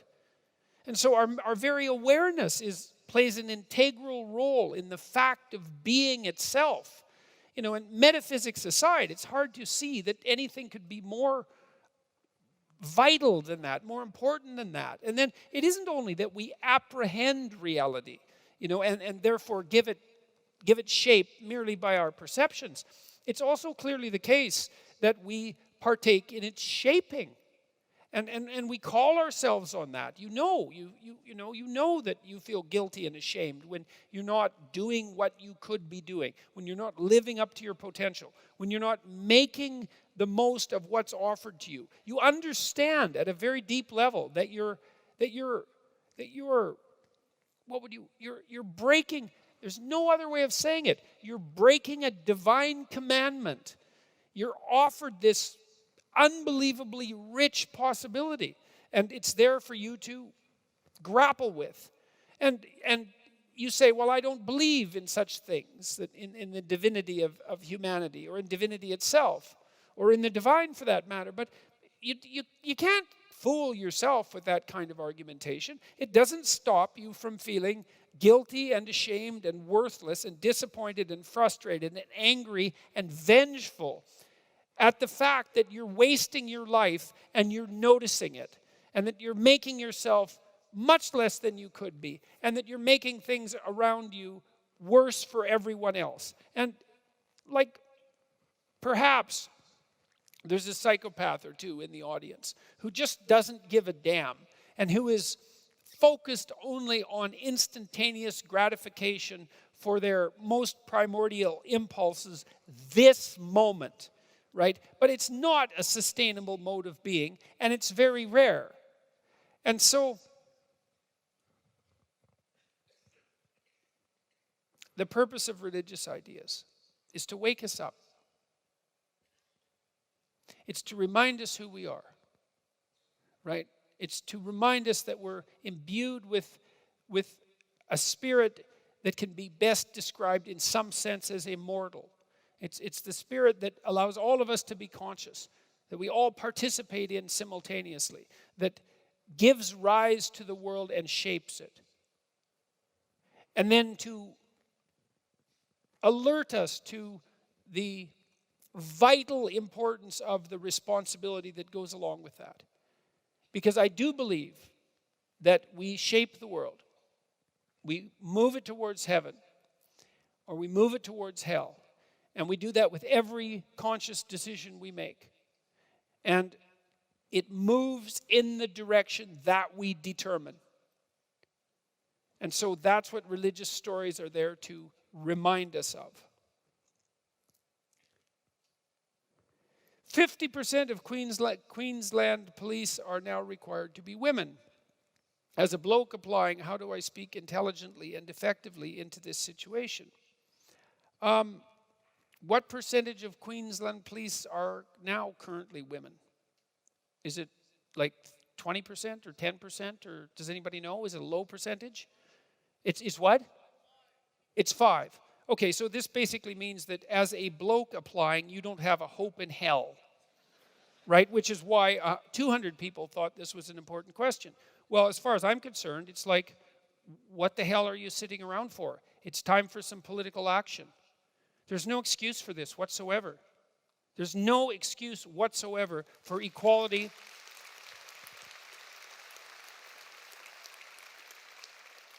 For equality of outcome measures. They're ideological to the core, and they're very oddly applied. It's like, what percentage of women are bricklayers? I know I talked about bricklayers already tonight, but it's a good example. I went on the U.S. If you go on this statistical site that's operated by the U.S. government, you can look at occupations by gender, and it's an interesting thing to do. Here's an interesting thing. You know, the most common occupation for women back in the 1950s was secretary. You know what the most common occupation for women is now?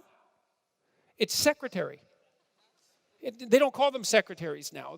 It's usually executive assistant or something like that. And that may indicate some elevation, genuine elevation in status, but fundamentally, the most common occupation hasn't changed in, what's that, 70 years. So that's pretty interesting. Bricklayers, 99.9% of bricklayers are men.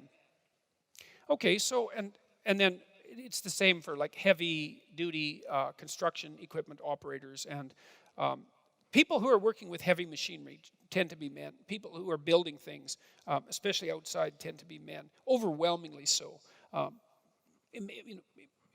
Far more even than engineers. So there's a fair number of female engineers. It's like, well, what are we going to do here? It's like, we're going to enforce gender equality of outcome across the board, sex equality of outcome across the board. Is that the theory? And how are we going to do that? Exactly. Or are we going to just do it hit and miss? It's like, oh, well, it's policemen this year. Well, how about bricklayers? It's like, why don't we pass a law, like tomorrow, that now 50% of bricklayers have to be women?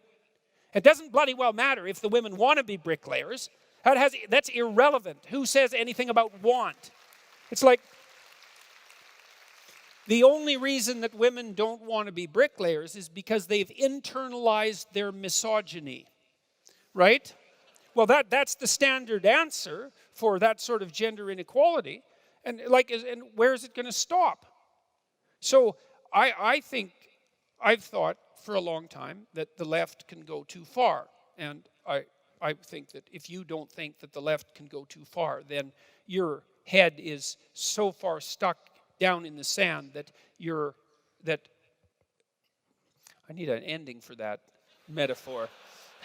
I was thinking about something far ruder and just made it polite. Anyways, I guess that's the ending to it. Obviously, the left can go too far. The 20th century is a testament to that. Venezuela is a testament to that. Okay, so when does the left go too far? Because the left isn't particularly interested in answering that question. And I would say the left goes too far when they insist upon equality of outcome legislation. Now, equality of opportunity is a different thing, because I think that if you have any sense, imagine that you're just greedy, and self-centered, and that you want the most for you. So we won't be too optimistic about your motivations. And I don't think that most people are like that, by the way. I think that people are, by and large, pretty good at reciprocal interactions, and they do like to have, nice things for themselves, but they're often hard on themselves. But they care about the people they love, and they care about their families, and they're pretty good at reciprocal interaction with other people too. So I don't think we are just innately selfish to the core. It doesn't work. But let's assume you are for a moment. Well, and then let's assume that, there's a bunch of things you don't know how to do, and there's some people out there who have some talent that might be able to do them, and if they did them, then you'd get to benefit. Like you don't know how to make an iPhone. Well, some of you might, but not the whole thing. But, some people know how to make an iPhone, and you get to have one.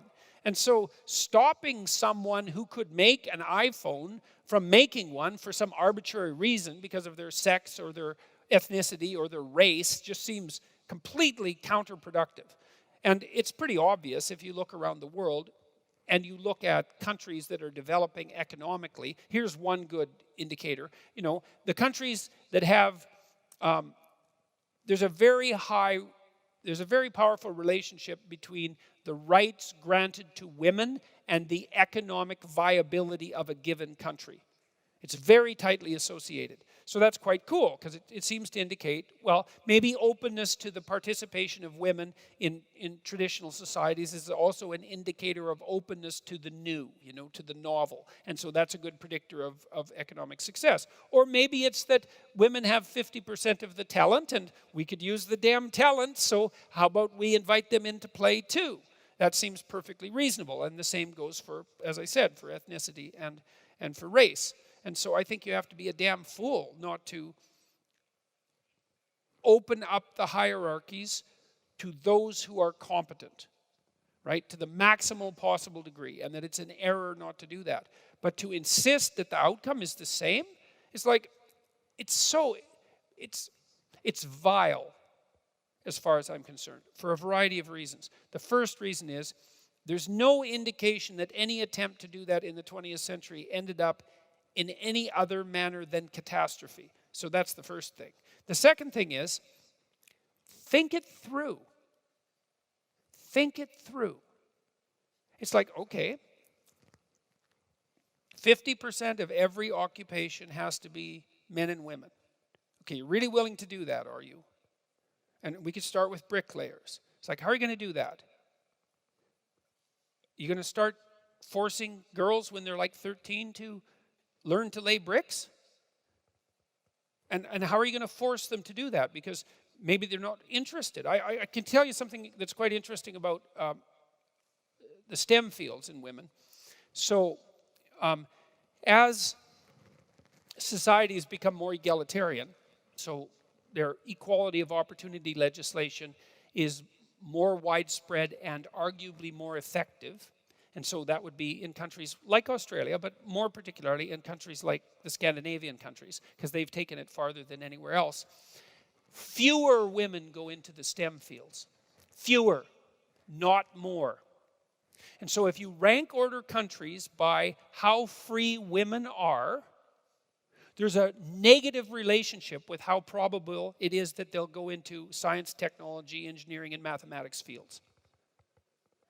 Now, and the evidence for that is very, very strong, by the way. This isn't just a few casual studies. These are large-scale international studies with tens of thousands of participants, replicated multiple times by researchers who did not expect to find that nor want it. So it's reliable. Okay, so why? Well, there's a bunch of different theories. One is that the average IQ of men and women is the same, and that's quite clear. But the male curve is flatter than the female curve, and that's the, what do they call that? The enhanced male variability hypothesis, which has almost now become impossible to publish on because it's politically incorrect. And what it suggests is that there are more men at the very upper end of the intelligence distribution and more men at the very lower end. And that explains some things, like why there are far more boys, for example, who have learning disabilities than there are girls. And there's some evidence that men are more neurologically vulnerable than women because they're more specialized neurologically. And the advantage to that is this enhanced variability, but the disadvantage is the specialization makes them less robust and resilient neurologically. Be that as it may. That's one possibility. And I think there's a fair bit of evidence for that. And it's often the case that differences at the extreme, even if there aren't differences in the middle, differences at the extreme actually make a big difference.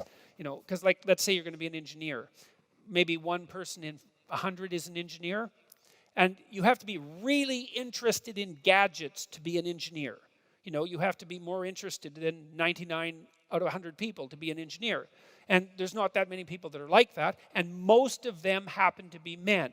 Now, people have criticized the male variability hypothesis because they've looked at the performance of girls in mathematics in junior high school. And it turns out that girls do pretty much as well as boys do in mathematics in high school, in junior high, at the upper end. And so those would be the people you'd expect to go into the STEM fields, right? Because they have the, what would you call it? They have the intellectual ability for it. But what you see is that the women who have high mathematical ability also tend to have high verbal ability. Whereas the men that have high mathematical ability tend to have less high verbal ability. And so one of the things that implies is that the women who have high mathematical ability have more vocational choice. And so they're statistically less likely to go into the STEM fields. So that's kind of an interesting, no one expected that, so that's kind of an interesting observation. And then there's another observation too that's also extraordinarily germane. There's a variety of ways of looking at the psychological differences and similarities between men and women. And the first thing that you might want to know is that men and women are more similar than they are different on all the personality dimensions. So the overlap is quite strong. The biggest differences are, there's 5 personality dimensions. I mentioned them: extroversion, neuroticism, agreeableness, conscientiousness, and openness. The biggest differences are in neuroticism. Women are higher in negative emotion, and that kicks in at puberty, because it's not the case for boys and girls. And they're higher in agreeableness, which is partly why there are far more men in prison. Which is another thing we might think about. Is like, what is that? Is that gender discrimination, precisely? I'm bloody well dead serious about this. I went to a NATO conference 25 years ago, and there were a group of female scientists there who claimed that the psychiatric diagnostic criteria for childhood conduct disorder should be revamped because there were far more boys diagnosed with childhood conduct disorder than there were girls. And that's the precursor, by the way, to adult antisocial personality disorder or to criminality. And the way that you equate it by sex, if you want to do that, is you get rid of the violence. So one of the criteria for childhood conduct disorder is kicking, hitting, biting, and stealing, like criminal behavior. If you take that out of the diagnostic criteria, then you get the same number of boys and girls. And that's what they were advocating for 25 years ago. And I thought, you people are completely out of your bloody minds. Because the only reason that we ever came up with the diagnosis for childhood conduct disorder was because we were worried that the violent kids would become violent adolescents and that they would become violent adults, which is exactly what happens, by the way, because aggressive behavior is unbelievably stable and difficult to alter.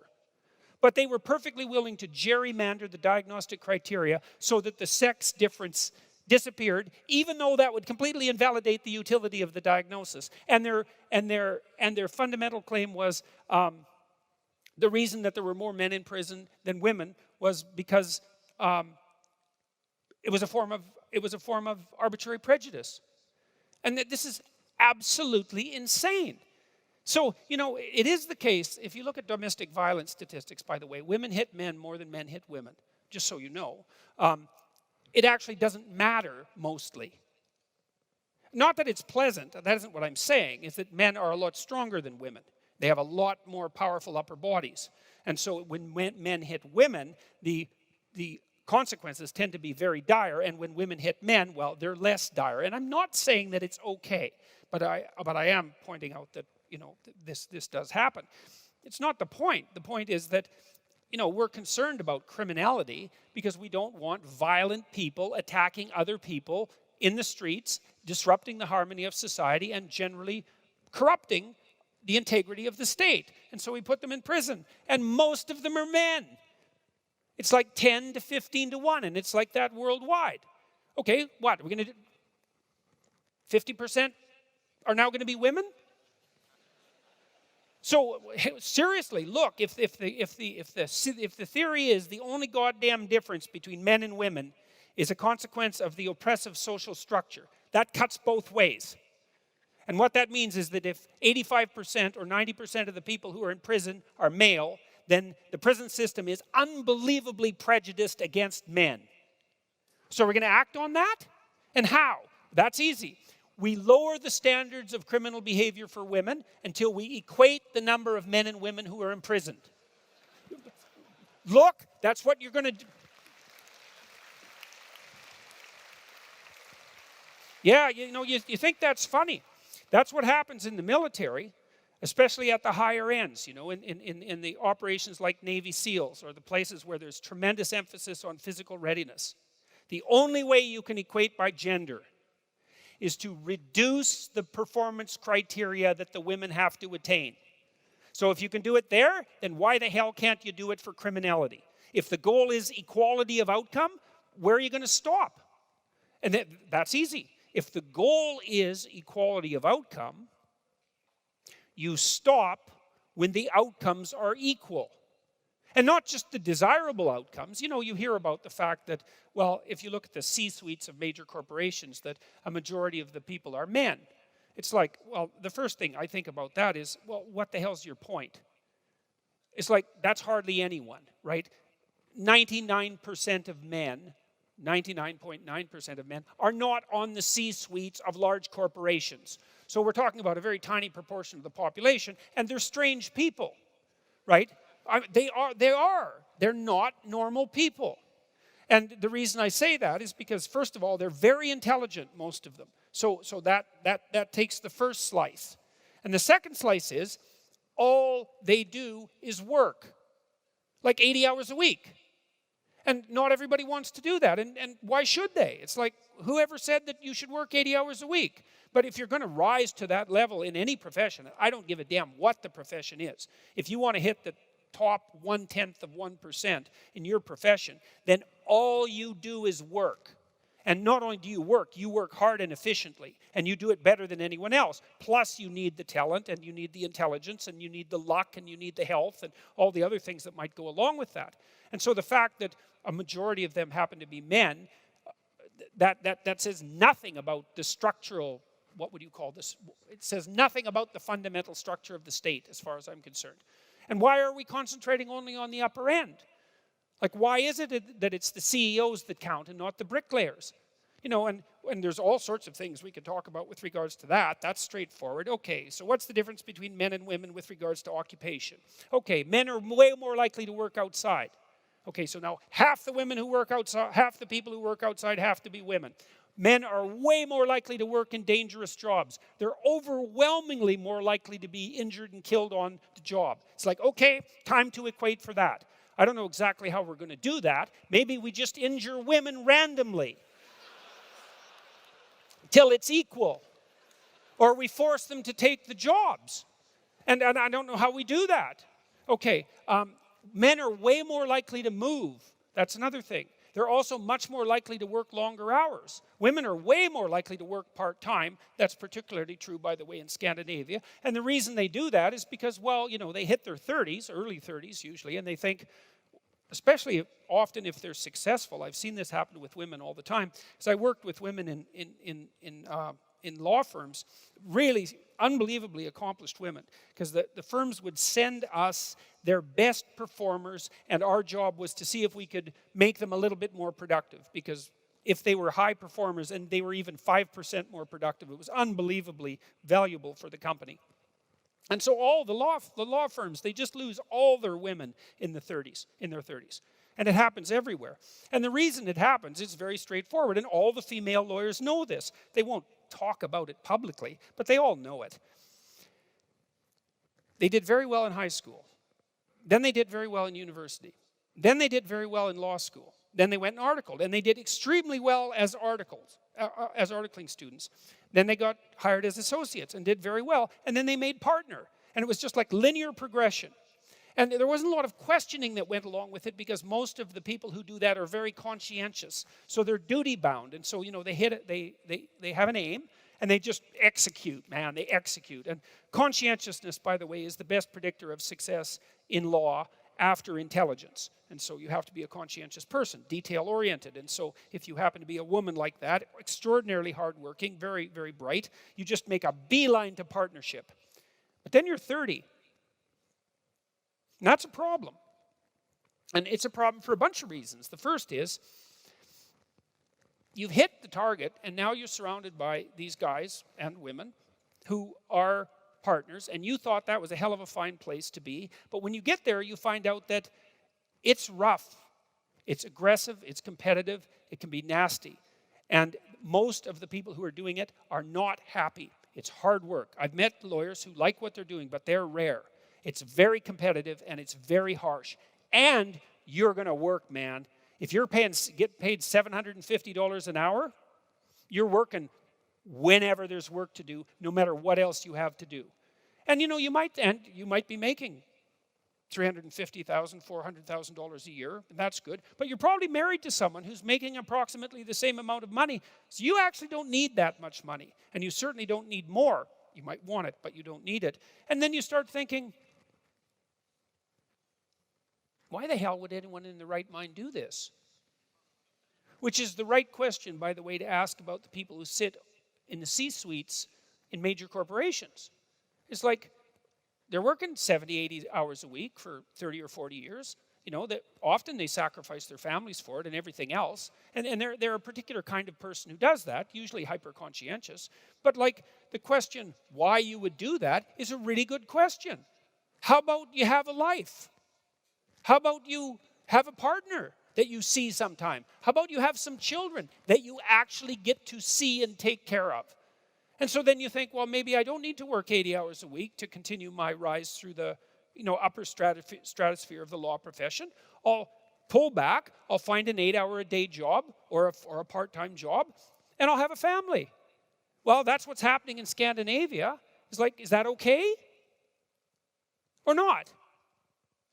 And if it's not okay, what are we going to do? We're going to enforce gender equality there too, are we?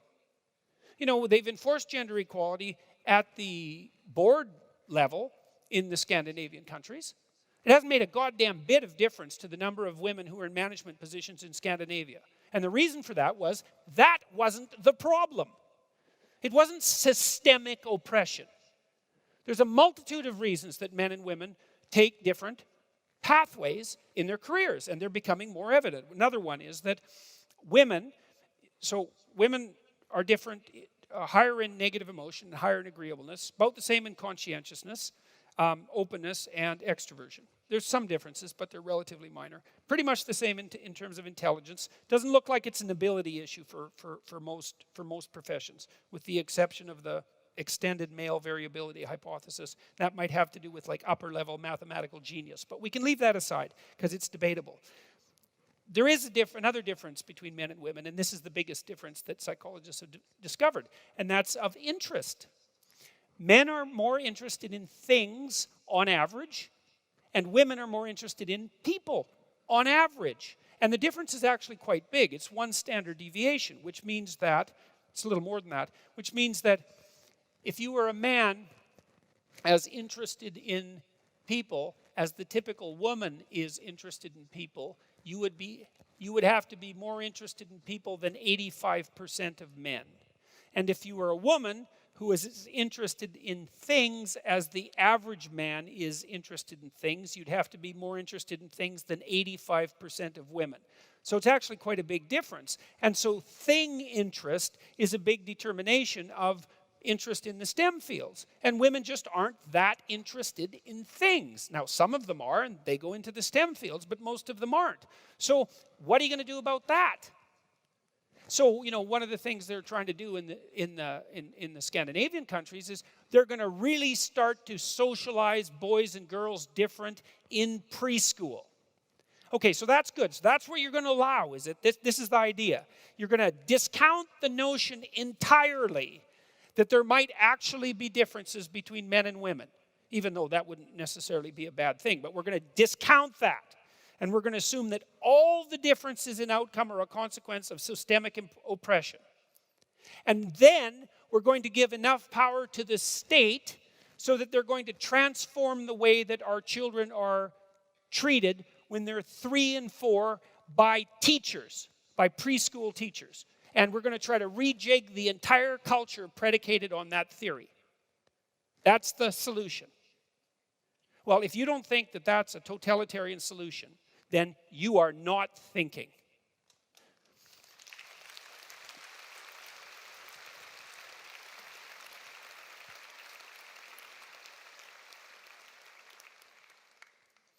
And this is the last one I'll answer. A little ornery about these questions tonight, apparently. What do you think of our state governments teaching gender fluidity concepts to primary school children? This is what I think. I think if your damn primary school teachers knew how to teach kids to read, they wouldn't have to bother teaching gender fluidity.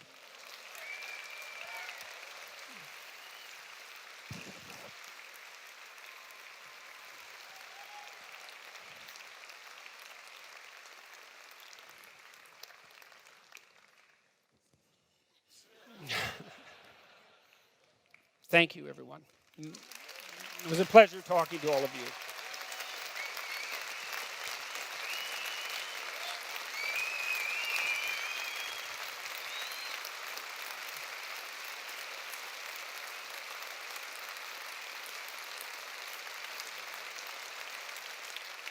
You have a lovely city, by the way, and it's been a pleasure being here.